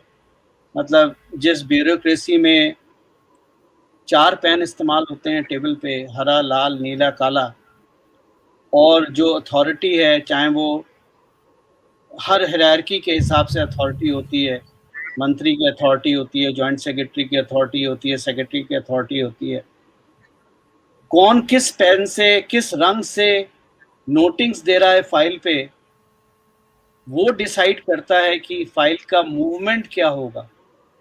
तो अगर मैंने नोटिंग हरे रंग से दी है तो उसका क्या मतलब है, लाल रंग से दी है तो उसका क्या मतलब है, और उस हिसाब से फाइल की मूवमेंट होगा, प्रोसेस मूवमेंट होगा। ये प्रोसेस ड्रिवन काम होते हैं जिसमें हमारी ब्यूरोक्रेसी बहुत सक्षम है। तो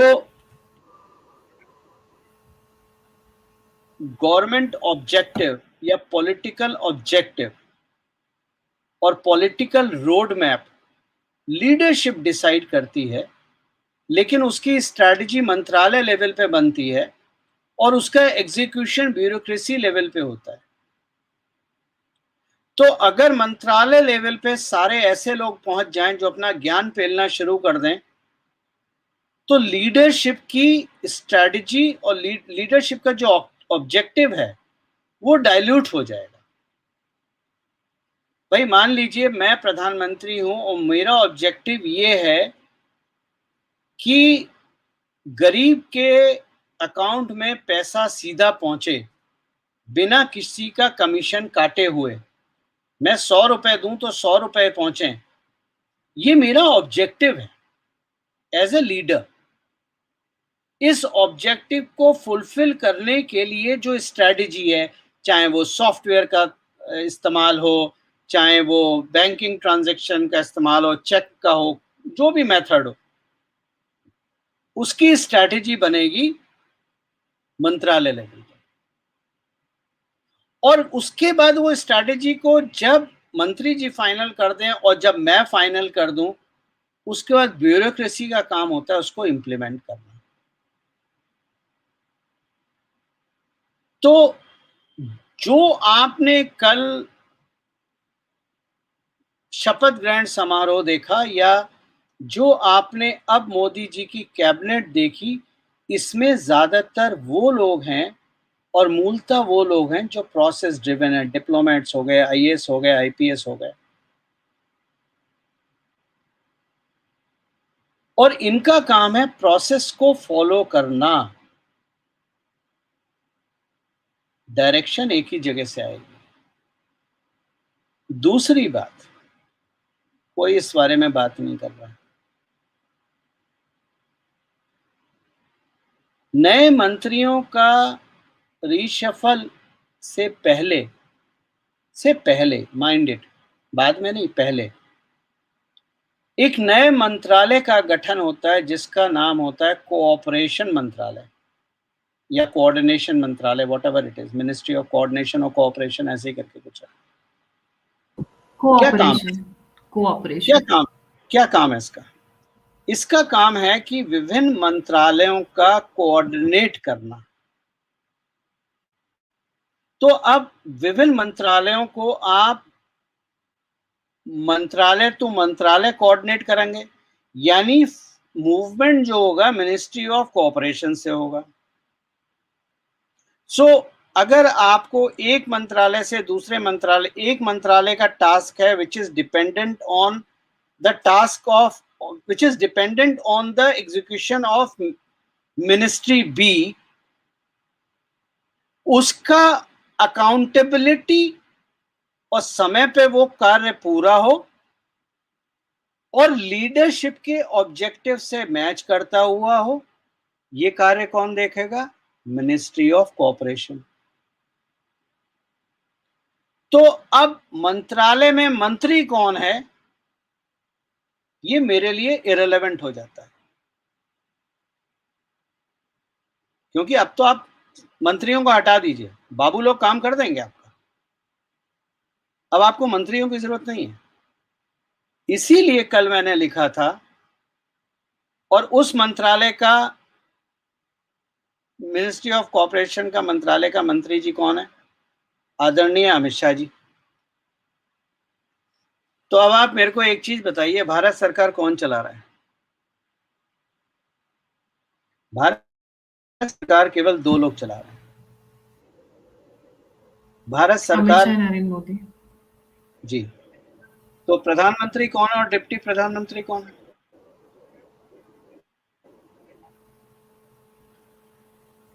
जी आगे बात समझ में आपको? जी। ठीक है। अब आपको मैं,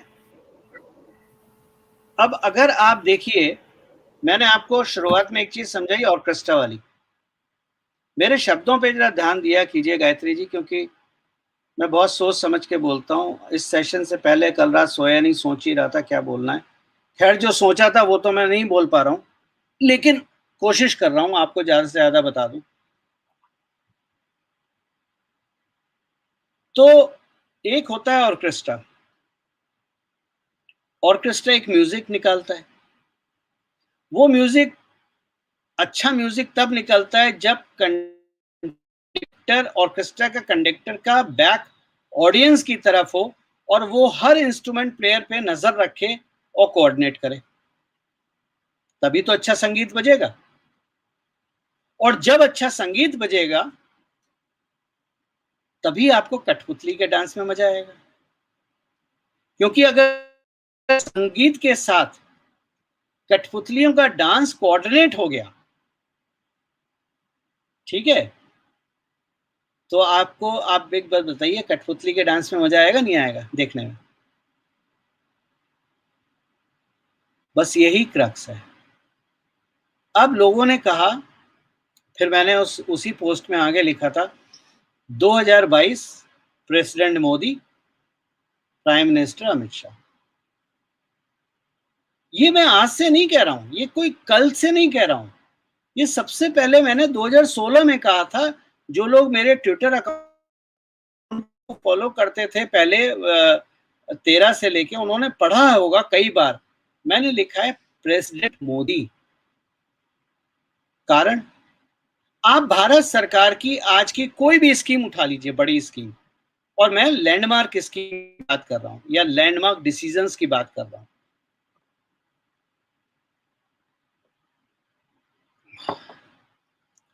उन सारी स्कीम का डेडलाइन क्या है? मार्च अप्रैल 2022।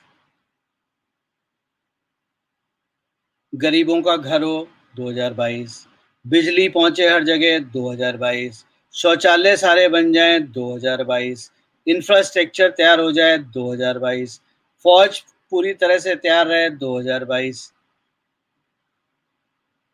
शायद पीओके भी आ जाए 2022। तो 2022 में ऐसा क्या होना है? 2022 में प्रेसिडेंट इलेक्शन होना है, और 2022 में प्रेसिडेंट इलेक्शन जो होगा,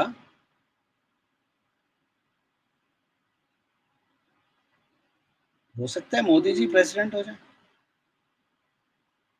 क्योंकि सारी स्कीमें तो अप्रैल मार्च में खत्म हो गई 2022 में।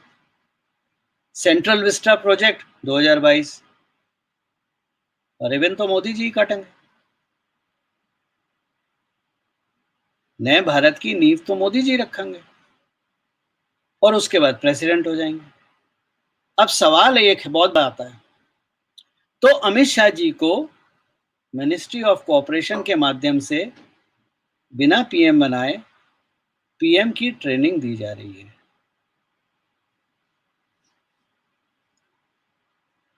अब आपको एक मजेदार बात बताता हूं। आप तो खैर कानून मुझसे ज्यादा जानती हैं, लॉ ग्रेजुएट हैं, आप लॉ पढ़ाती भी हैं, लेक्चरर हैं। आप मुझे एक बात बताइए, संविधान की कौन सी धारा में यह लिखा है कि भारत का राष्ट्रपति ये नहीं कह सकता कि आप वोट कांग्रेस को करो या भाजपा को करो? लिखा है कहीं?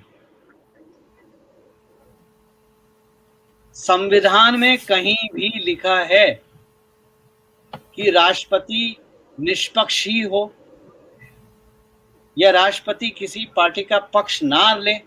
ऐसा लिखा है कहीं? नहीं लिखा है ना। पर हम क्यों मानते हैं? हम एक कन्वेंशन मानते हैं कि भाई पहले ने करा तो दूसरे ने करा, तो तीसरे ने फॉलो करा तो चौथे ने फॉलो करा। इस चीज को तोड़ने की कोशिश किसने करी थी?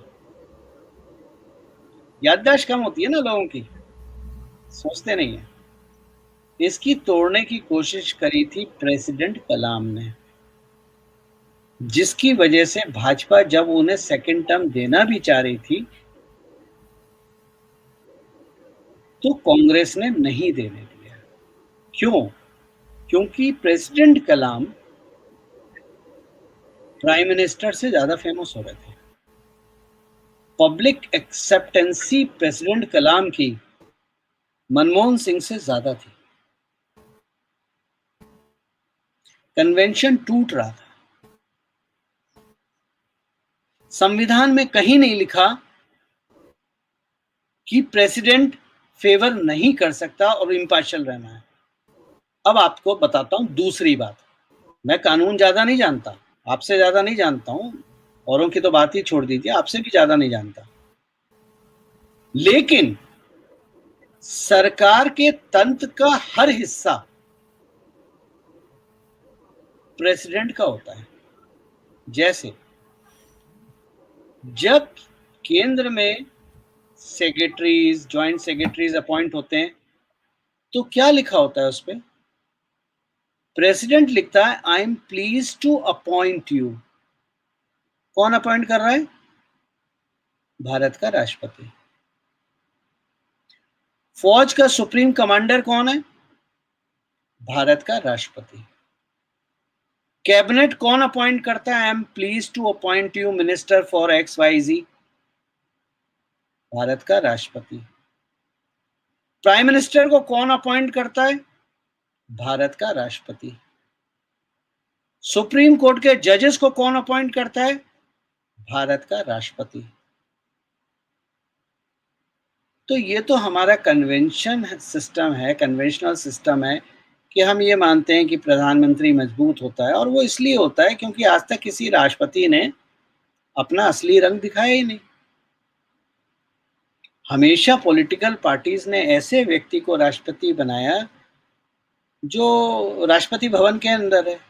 तो अब अगर आप मेरे को एक बात बताइए, अगर मोदी जी राष्ट्रपति बन गए तो सरकार कौन चलाएगा?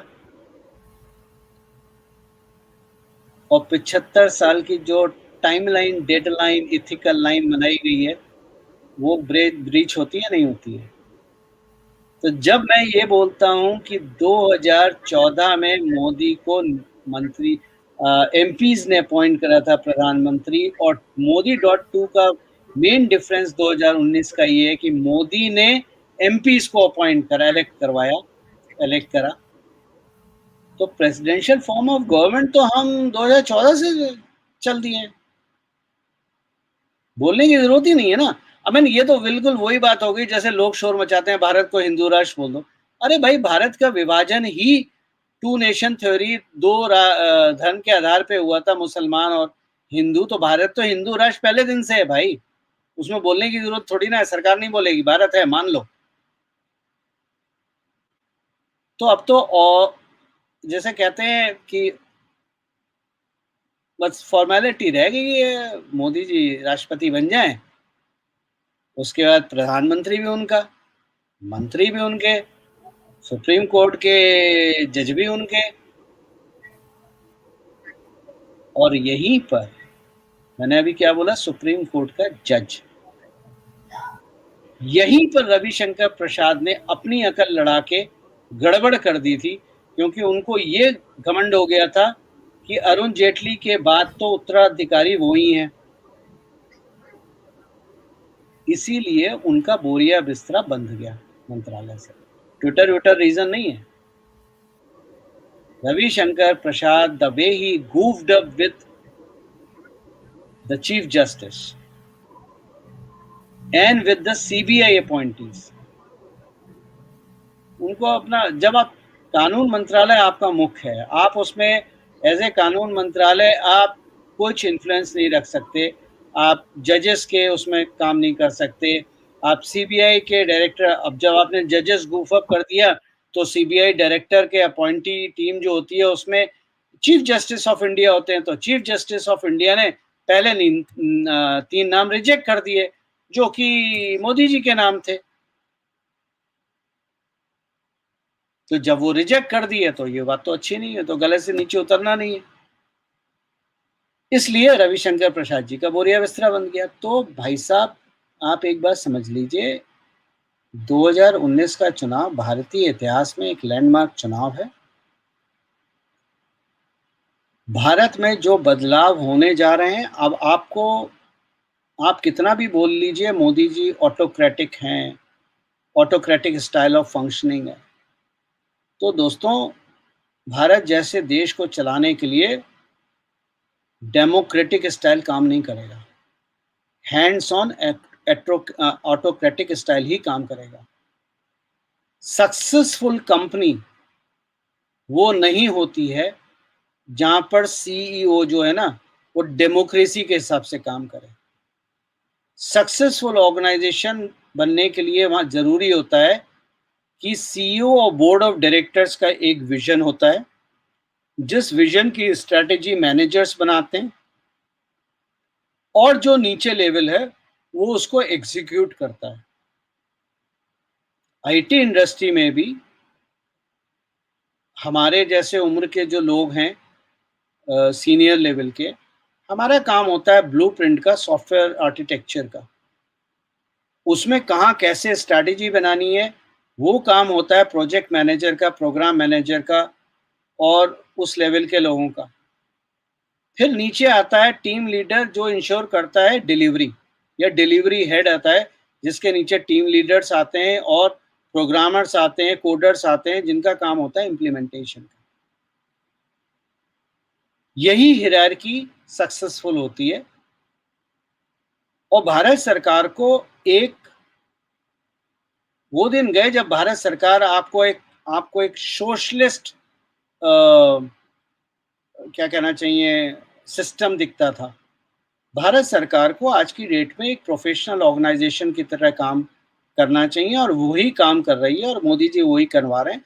तो अगर Modi ji autocratic style of functioning है तो मुझे वो पसंद है, क्योंकि भारत जैसे राष्ट्र को एक साथ लेके चलना, चलाना, ग्रोथ पाथ पे डालना एक ऑटोक्रेटिक ही स्टाइल ही सक्सेसफुल कर सकता है, डेमोक्रेटिक स्टाइल नहीं कर सकता। डेमोक्रेसी में तो आपने देख लिया ना, मनमोहन जी की सरकार में बरखा दत्त मिनिस्टर अपॉइंट करती थी, नीरा राडिया मिनिस्टर अपॉइंट करती थी, राजदीप सरदेसाई मीडिया अपॉइंट करते थे, पाकिस्तान की आईएसआई मीडिया मिनिस्टर अपॉइंट करती थी, चाइना मिनिस्टर अपॉइंट करती थी, सोनिया गांधी अपने मिनिस्टर अपॉइंट करती थी। तो सबकी वहां पर पता नहीं कौन सा ऑर्केस्ट्रा बज रहा था, जिसके जो मन आता था वो धुन बजा रहा था, देश का बैंड बज गया। जी। सर 2 मिनिस्टर्स हैं जिनके बारे में आपके कमेंट्स चाहूँगी। अनुराग ठाकुर, देश के गद्दारों को गोली मारो सालों को। अभी इस वक़्त everybody is very happy across Twitter, Facebook, आप जहाँ देखिए वहाँ पे पोस्ट पे पोस्ट, कमेंट पे कमेंट, फोटोग्राफ्स पे फोटोग्राफ्स, मेमीज़ पूरा घूम रहा है। गायत्री जी, जैसे कि मैंने अभी कई बार बोला, आप सोशल मीडिया पे क्या बोलते हैं, आप मीडिया में क्या बोलते हैं, मैं नहीं जी। सुनता, क्योंकि with due respect to everyone वो सब बकवास होती है। गोली मारो सालों को, ये एक मैच्योर कमेंट नहीं है। एक रिस्पॉन्सिबल आदमी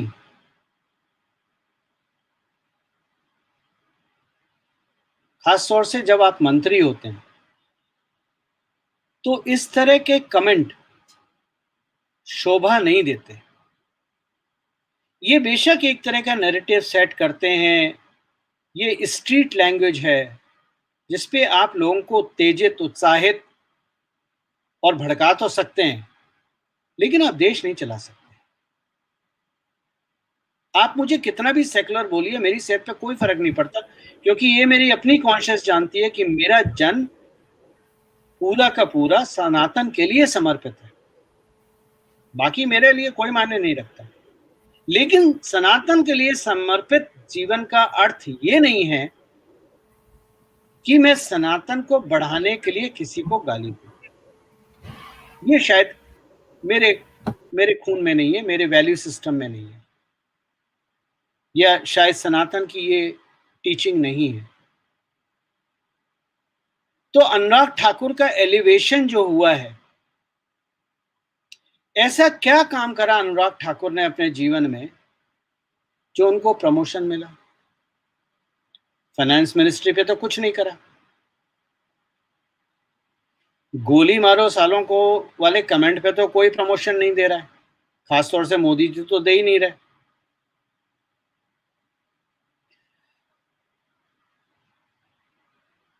कारण क्या है?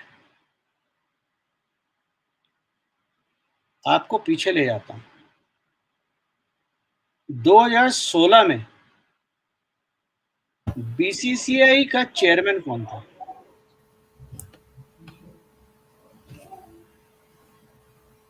Anurag Thakur. Sorry, BCCI president कौन था?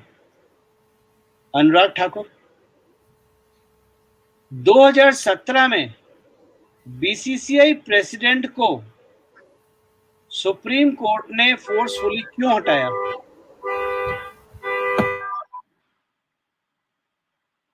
2017 में आदरणीय अनुराग ठाकुर जी को बीसीसीआई प्रेसिडेंट पद से सुप्रीम कोर्ट ने फोर्सफुली क्यों निकाला? क्योंकि जस्टिस लोधा कमेटी की रिकमेंडेशन थी कि बीसीसीआई को सरकार में स्पोर्ट्स मिनिस्ट्री के अंडर आना चाहिए, उनका वर्किंग प्रोसेस इत्यादि इत्यादि इत्यादि सारा पब्लिक होना चाहिए, सरकार की स्क्रूटनी में होना चाहिए। बीसीसीआई को प्राइवेट कंपनी के हैसियत से काम करने का अब कोई अधिकार नहीं होना चाहिए, जिसके जवाब में अनुराग ठाकुर ने सुप्रीम कोर्ट में कहा था, हम ये नहीं मानेंगे। तो जब अनुराग ठाकुर ने मानने से इनकार कर दिया, तो सुप्रीम कोर्ट ने उन्हें फोर्सफुली पद से निकाल दिया।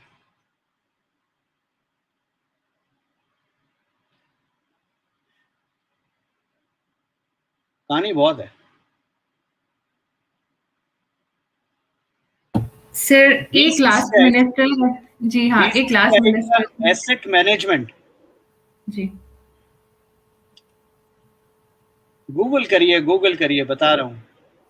बीसीसीआई का एसेट मैनेजमेंट एक कंपनी संभालती है जिसका इनिशियल है के,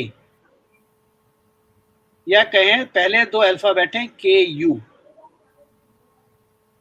जरा ढूंढने की कोशिश कीजिए कि वो KU कंपनी किस बड़े नेता के डायरेक्टली कनेक्टेड है। और एक बात, बीसीसीआई का ट्रेजरर कौन है?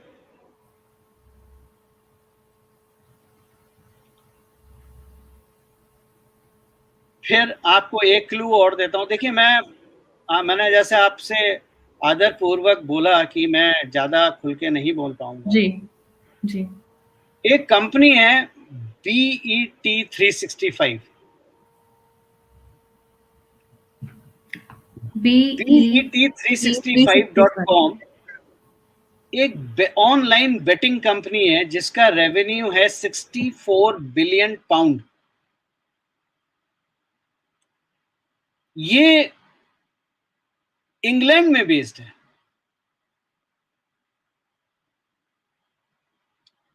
जरा उनके कर्ता धर्ता निकलवाइए। और मैं वो नहीं कह रहा जो पब्लिक में लिखा हुआ होता है, वो जो डायरेक्टर वायरेक्टर लिखे थे, वो सब बेनामी होते हैं। तब आपको पता चलेगा कि प्रमोशन का कारण क्या है।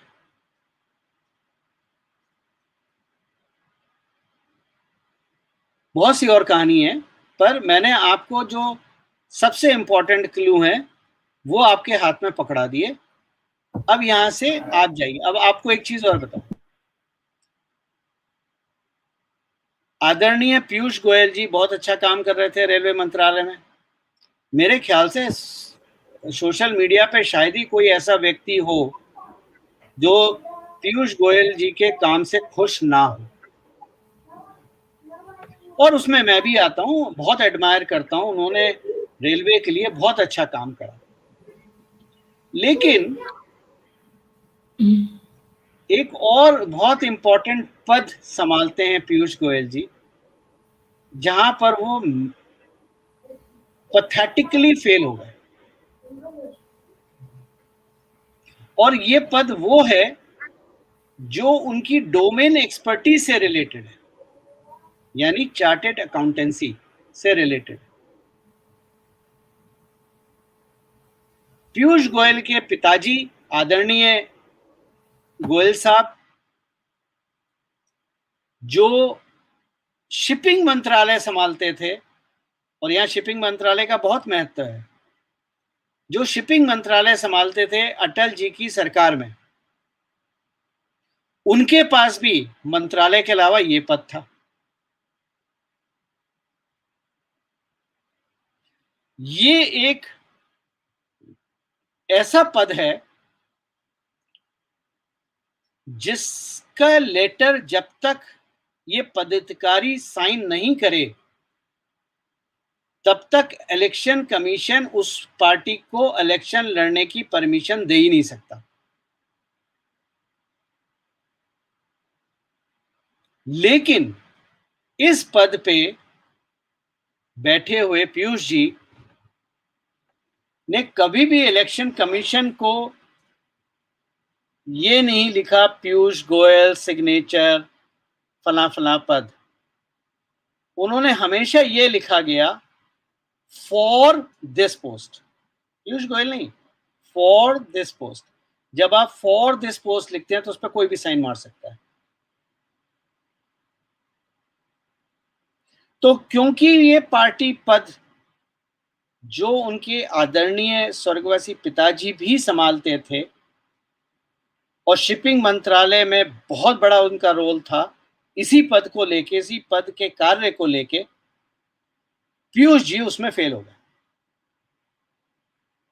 दूसरा कारण था 2017 में एक टेंडर आया था रेलवे सिग्नलिंग का, जिसमें बिड करी थी सीमेंस ने,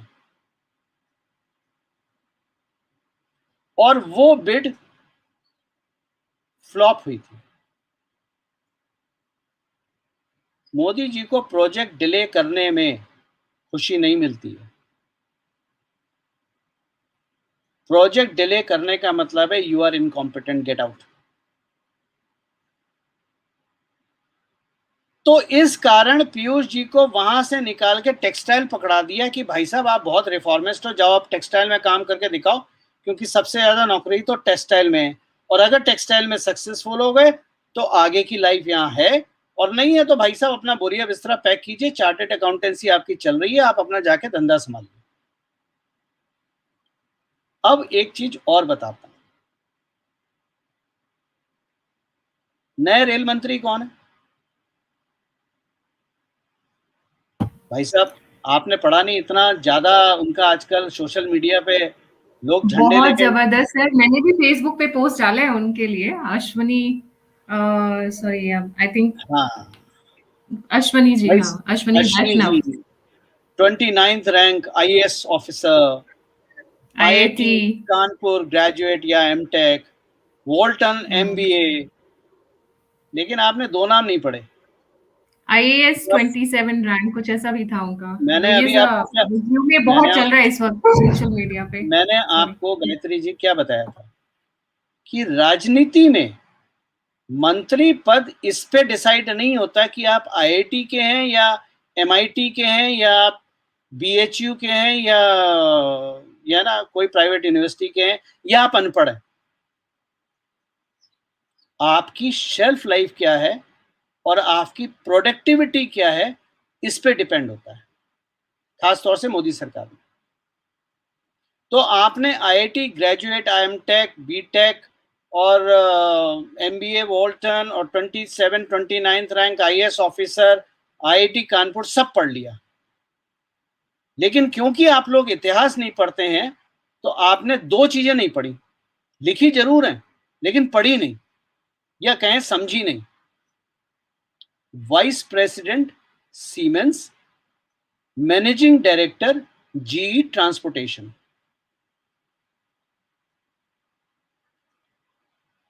वाइस प्रेसिडेंट सीमेंस, मैंने अभी आपको 2017 का टेंडर बताया ना, किसने बिड करा था। और रेलवे में सबसे बड़ा फोकस आज की डेट में क्या है? Frigate corridor, frigate train. दुनिया में सबसे अच्छे पावरफुल फ्रिगेट लोकोमोटिव कौन बनाता है? जीई ट्रांसपोर्ट, जिसके अश्विनी जी मैनेजिंग डायरेक्टर रहे। तो अश्विनी जी का अपॉइंटमेंट रेलवे में आईआईटी की वजह से नहीं हुआ है या एमबीए की वजह से नहीं हुआ है, उनका इसलिए हुआ है क्योंकि वो वाइस प्रेसिडेंट सीमेंस और एमडी जी ट्रांसपोर्ट रहे। और जो लोग झंडे लेके घूम रहे हैं ना कि मेरिट है, एजुकेशन है, हाईली क्वालिफाइड है, भाई साहब गूगल पे एक चीज टाइप करना, अश्विनी जी का नाम, और उसके आगे लिखना पॉस्को प्रोजेक्ट स्कैम, और फिर सर्च मारना, फिर मेरे को आके बताना कि अपॉइंटमेंट आईआईटी एमबीए की वजह से हुआ है या कुछ और वजह है। मैंने आपको क्या बताया शुरुआत में, सारे बाबू और यूजफुल इडियट्स हैं मिनिस्ट्री में, और उनकी जरूरत है, क्योंकि बाबू प्रोसेस ड्रिवन होता है और ताश के पत्ते में जो काम जोकर करता है, राजनीति में वो काम यूजफुल इडियट करता है, क्योंकि उसको ज्ञान अप्लाई नहीं करना है, वो उसका क्यारे नहीं है, उसका रोल रिस्पॉन्सिबिलिटी नहीं है। उसका काम यह है कि जो ज्ञान उसको दिया गया है उसको एग्जीक्यूट करे, और अगर वो मास लीडर है तो वो पब्लिक में लेके जाए। तो आप जितने भी देख लीजिए ये सो कॉल्ड आईआईटीज, एमबीएज, ब्ला ब्ला, ये सारे राज्यसभा वाले हैं, मास लीडर कोई नहीं है। मास लीडर वो ट्राइबल्स हैं। दूसरी चीज आपको बताऊं, शॉक हो जाओगे आप, रामविलास पासवान के भाई साहब, चिराग पासवान के चचा मंत्री बनाए ना। क्यों बनाए मंत्री, कभी सोचे इस बात? सोशल मीडिया पे सारे बोलेंगे रामविलास पासवान का बेटा चिराग पासवान और चचा में लड़ाई चल रही है, मोदी जी ने लड़ाई में बंदर का काम करा है और उन्होंने लेकिन इतिहास कोई जानना नहीं चाहता। चिराग पासवान के बहुत से सपोर्टर होंगे, लेकिन दुनिया का सबसे मूर्ख इंसान चिराग पासवान ही है। एक बॉलीवुड की बहुत बहुत तेज तर्रार एक्ट्रेस हैं, बहुत युवा हैं, मुझसे तो आधी उम्र की होंगी शायद, बड़ी फेमस है नेशनलिस्ट में, राष्ट्रवादी सोच में, विचारधारा में। ये वो मोहतरमा है जिन्होंने चिराग पासवान और शेखर सुमन के बेटे को खूब लपेटा है हाथों में हाथ डाल के, ताकि बॉलीवुड का कॉर्पोरेट लैडर वो क्लाइम कर सके, और उन्होंने अपने जीवन में बॉलीवुड का कॉर्पोरेट लैडर ऐसे ही क्लाइम करा है शुरुआत से, पहले दिन से। तो चिराग पासवान, अब चिराग पासवान की कहानी क्या है, राजनीतिक कहानी क्या है? बिहार एक पूर्ण रूप से जातिवाद पे टिका हुआ स्टेट है। रामविलास पासवान पासवान कम्युनिटी के बहुत बड़े नेता हैं, बहुत बड़े नेता हैं, लेकिन रामविलास पासवान के बेटे चिराग पासवान को वो अधिकार हासिल नहीं है, या उन चिराग पासवान को वो हैसियत नहीं है जो लालू प्रसाद के बेटों को है, या शायद मुलायम सिंह के बेटे को है। उसका कारण है क्योंकि रामविलास पासवान बिहारी नेता थे, बिहार के नेता नहीं थे। फर्क है, रामविलास पासवान बिहारी नेता थे, बिहार के नेता नहीं थे। रामविलास पासवान कभी बिहार में राजनीति करने नहीं गए, वो हमेशा दिल्ली रहे। कारण, जब रामविलास पासवान जेपी मूवमेंट में गए तो वो अपनी पत्नी को गांव में छोड़ गए, या यूं कहें कि पत्नी को त्याग दिया। फिर रामविलास पासवान जी जब जेपी मूवमेंट में थे और उसके बाद सरकारों में आना शुरू करा उन्होंने, तो हमेशा मंत्री बने, ये तो आपको पता ही है, किसी भी सरकार में मौसम वैज्ञानिक के नाम से जाने जाते थे। रामविलास पासवान को तो लोग बिहार में पासवान समुदाय का बहुत बड़ा नेता मानते हैं, लेकिन रामविलास पासवान के बेटे को नहीं मानते। और उसका कारण ये है कि जेपी मूवमेंट के बाद एक कंपनी आई थी 1986 में। ये नए जमाने के सोशल मीडिया के लोगों को नहीं पता होगा, मीडिया के लोगों को भी नहीं पता है।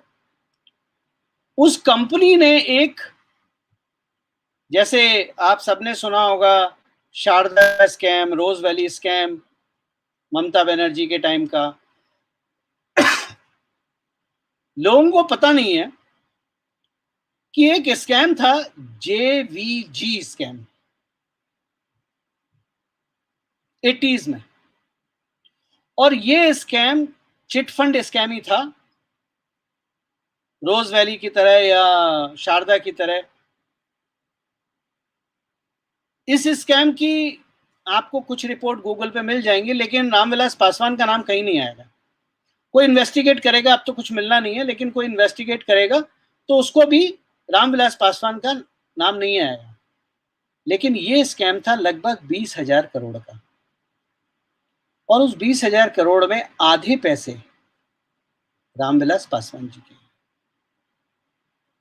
लेकिन ये कारण काफी नहीं है। कारण जो इंपॉर्टेंट है कि उस जीवीजे कंपनी की जो मैनेजर थी वो एक पंजाबी लेडी थी, जिनसे रामविलास पासवान ने शादी कर ली। चिराग पासवान उन्हीं के बेटे हैं। तो पासवान पिता और पंजाबी लेडी के बेटे को बिहार में पासवान कम्युनिटी कभी स्वीकार नहीं करेगी। इसलिए रामविलास पासवान के जो भाई हैं वो ही रामविलास पासवान की पार्टी के सही उत्तराधिकारी हैं, और इसीलिए उनको साधा गया है ताकि पासवान वोट जो है बिहार का वो भाजपा से बिखरे ना। आप लोगों को राजनीति वही है ना, राजनीति आप लोग वो जानते हैं जो आपको सोशल मीडिया टीवी पे दिखती है। 2 मिनट नूडल्स की तरह हम लोग जानते हैं। राजनीति कभी वो नहीं होती है, राजनीति बहुत डीप स्किन होती है। शरद यादव और रामविलास पासवान बिहारी नेता हैं, बिहार के नेता नहीं है।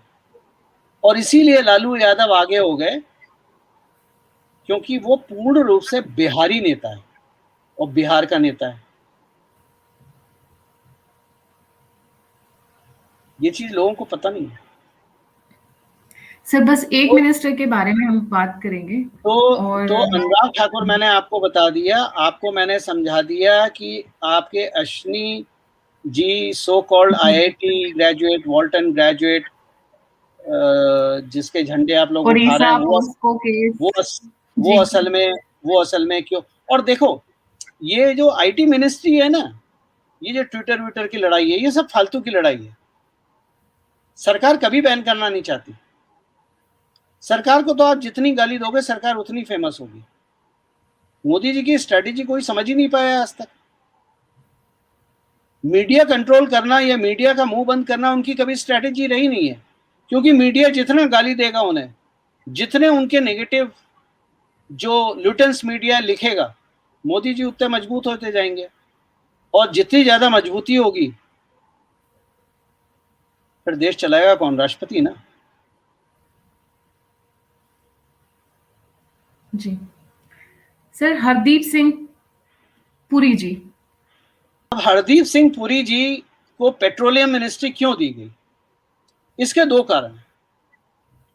मैंने आपको वो तो बता दिया कि धर्मेंद्र प्रधान को क्यों वहां से टिकट कट गया उनका, लेकिन हरदीप पुरी का कारण क्या है?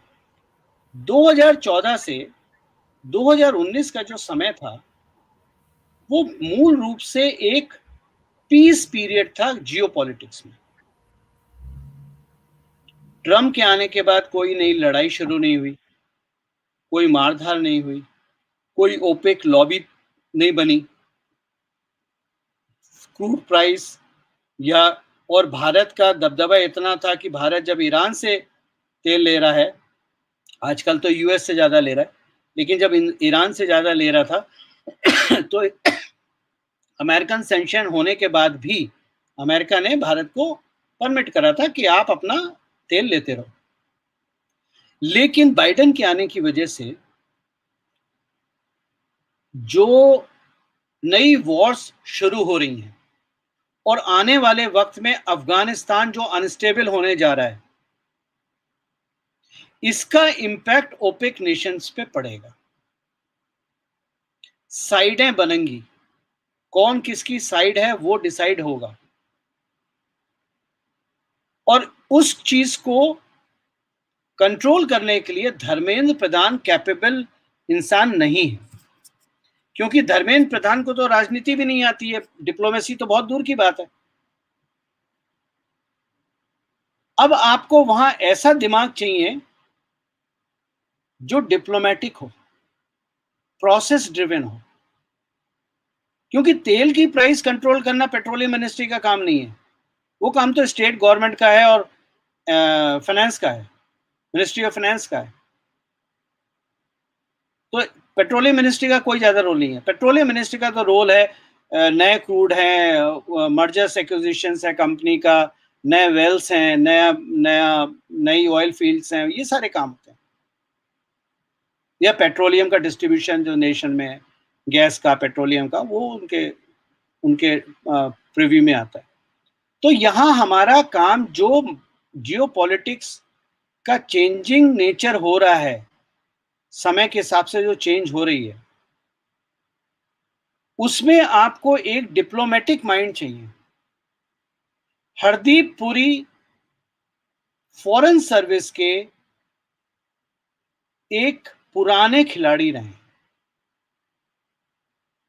इंडिया के परमानेंट रिप्रेजेंटेटिव रहे हैं यूनाइटेड नेशंस में, यानी उनका इंटरेक्शन लगभग हर देश से है। तो यहां हमें एक डिप्लोमेटिक स्किल की जरूरत है, प्रोसेस ड्रिवन स्किल की जरूरत है, जो कि अपना समय एयर इंडिया में बर्बाद कर रहे थे सिविल एविएशन मिनिस्ट्री में। इसीलिए सिविल एविएशन मिनिस्ट्री लेके ज्योतिरादित्य सिंधिया के गले में फंदा डाल दिया और हरदीप पुरी को वहां से निकाल के जहां उनकी स्किल्स की जरूरत है वहां उन्हें प्लेस कर दिया। एंड रिमेंबर दिस, उनसे सिविल एविएशन मिनिस्ट्री ली गई है, अर्बन नहीं ली गई है।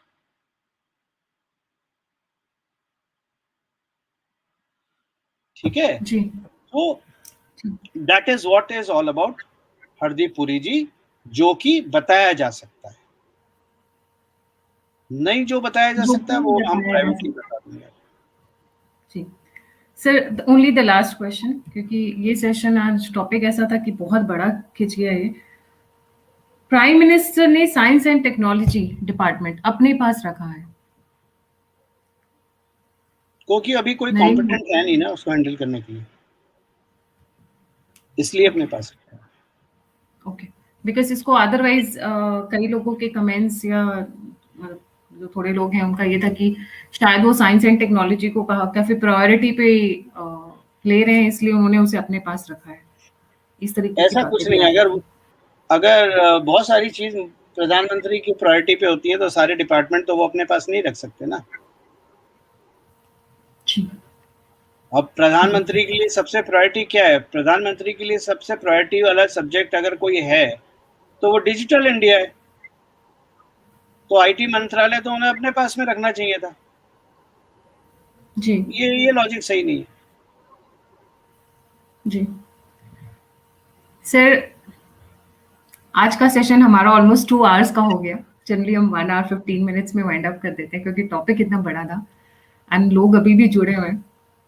सो मैं यही कहूँगी, आप रात को सोए नहीं, आप आज थोड़ा इमोशनली भी डल लग रहे हैं, थोड़ा तबीयत आपकी ठीक नहीं लग रही है, बट इतना टाइम निकाला आपने हमारे लिए, व्यूअर्स के लिए, इसके लिए मैं आपको बहुत बहुत थैंक यू कहना चाहूँगी। और अब जल्दी जी। मैं आपके दर्शकों को बस इतना कहना चाहूँगा कि किसी कारणवश मैं अब यूट्यूब पे आना नहीं चाहता। थोड़ा मैं ये तो नहीं कह रहा मैं कभी नहीं आऊँगा, लेकिन अभी हाल फिलहाल में मेरा मूड नहीं है इस कारणवश। तो मैं आप सबसे क्षमा मांगता हूँ। और सर जो आप भी अभी आराम से रेस्ट कीजिए, जब भी जो आप जो चाहे जो मेरे मैं चैनल पे लिखूँगा या वो जब भी अपने आप चैनल पे लिखूँगा, तो आप लोग चाहें जी, तो वहाँ पढ़ना चाहें तो पढ़ लीजिएगा, कोई ज़बरदस्ती नहीं है। और बस इससे ज़्यादा और क्या बोलूँ मैं? जी। सर आज का सेशन करने के लिए बहुत-बहुत धन्यवाद और आपने इतने इनसाइट्स दिए ये आज के सेशन के लिए मेरी सोच तो कुछ और ही थी।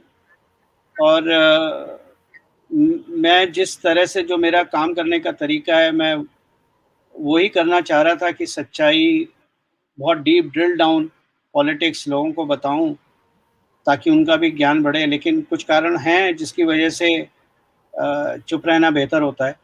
और इसी कारणवश मैंने कल का उत्तराखंड का और भागवत जी का जो सेशन है, वो क्षमा चाहता हूँ, वो मैं कैंसल कर रहा हूँ। और फिर कभी बात करेंगे इन बारे में। पर आज सर आपका इंतज़ार रहेगा, डेफ़िनिटली आपका इंतज़ार रहेगा जब भी आपको लगे। जी। जय हिंद, जय जय Shri Hind. Ram.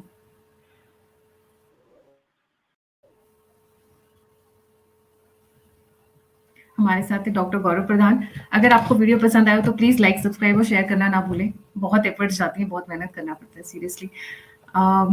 Thank you so much. जय हिंद, जय श्री राम।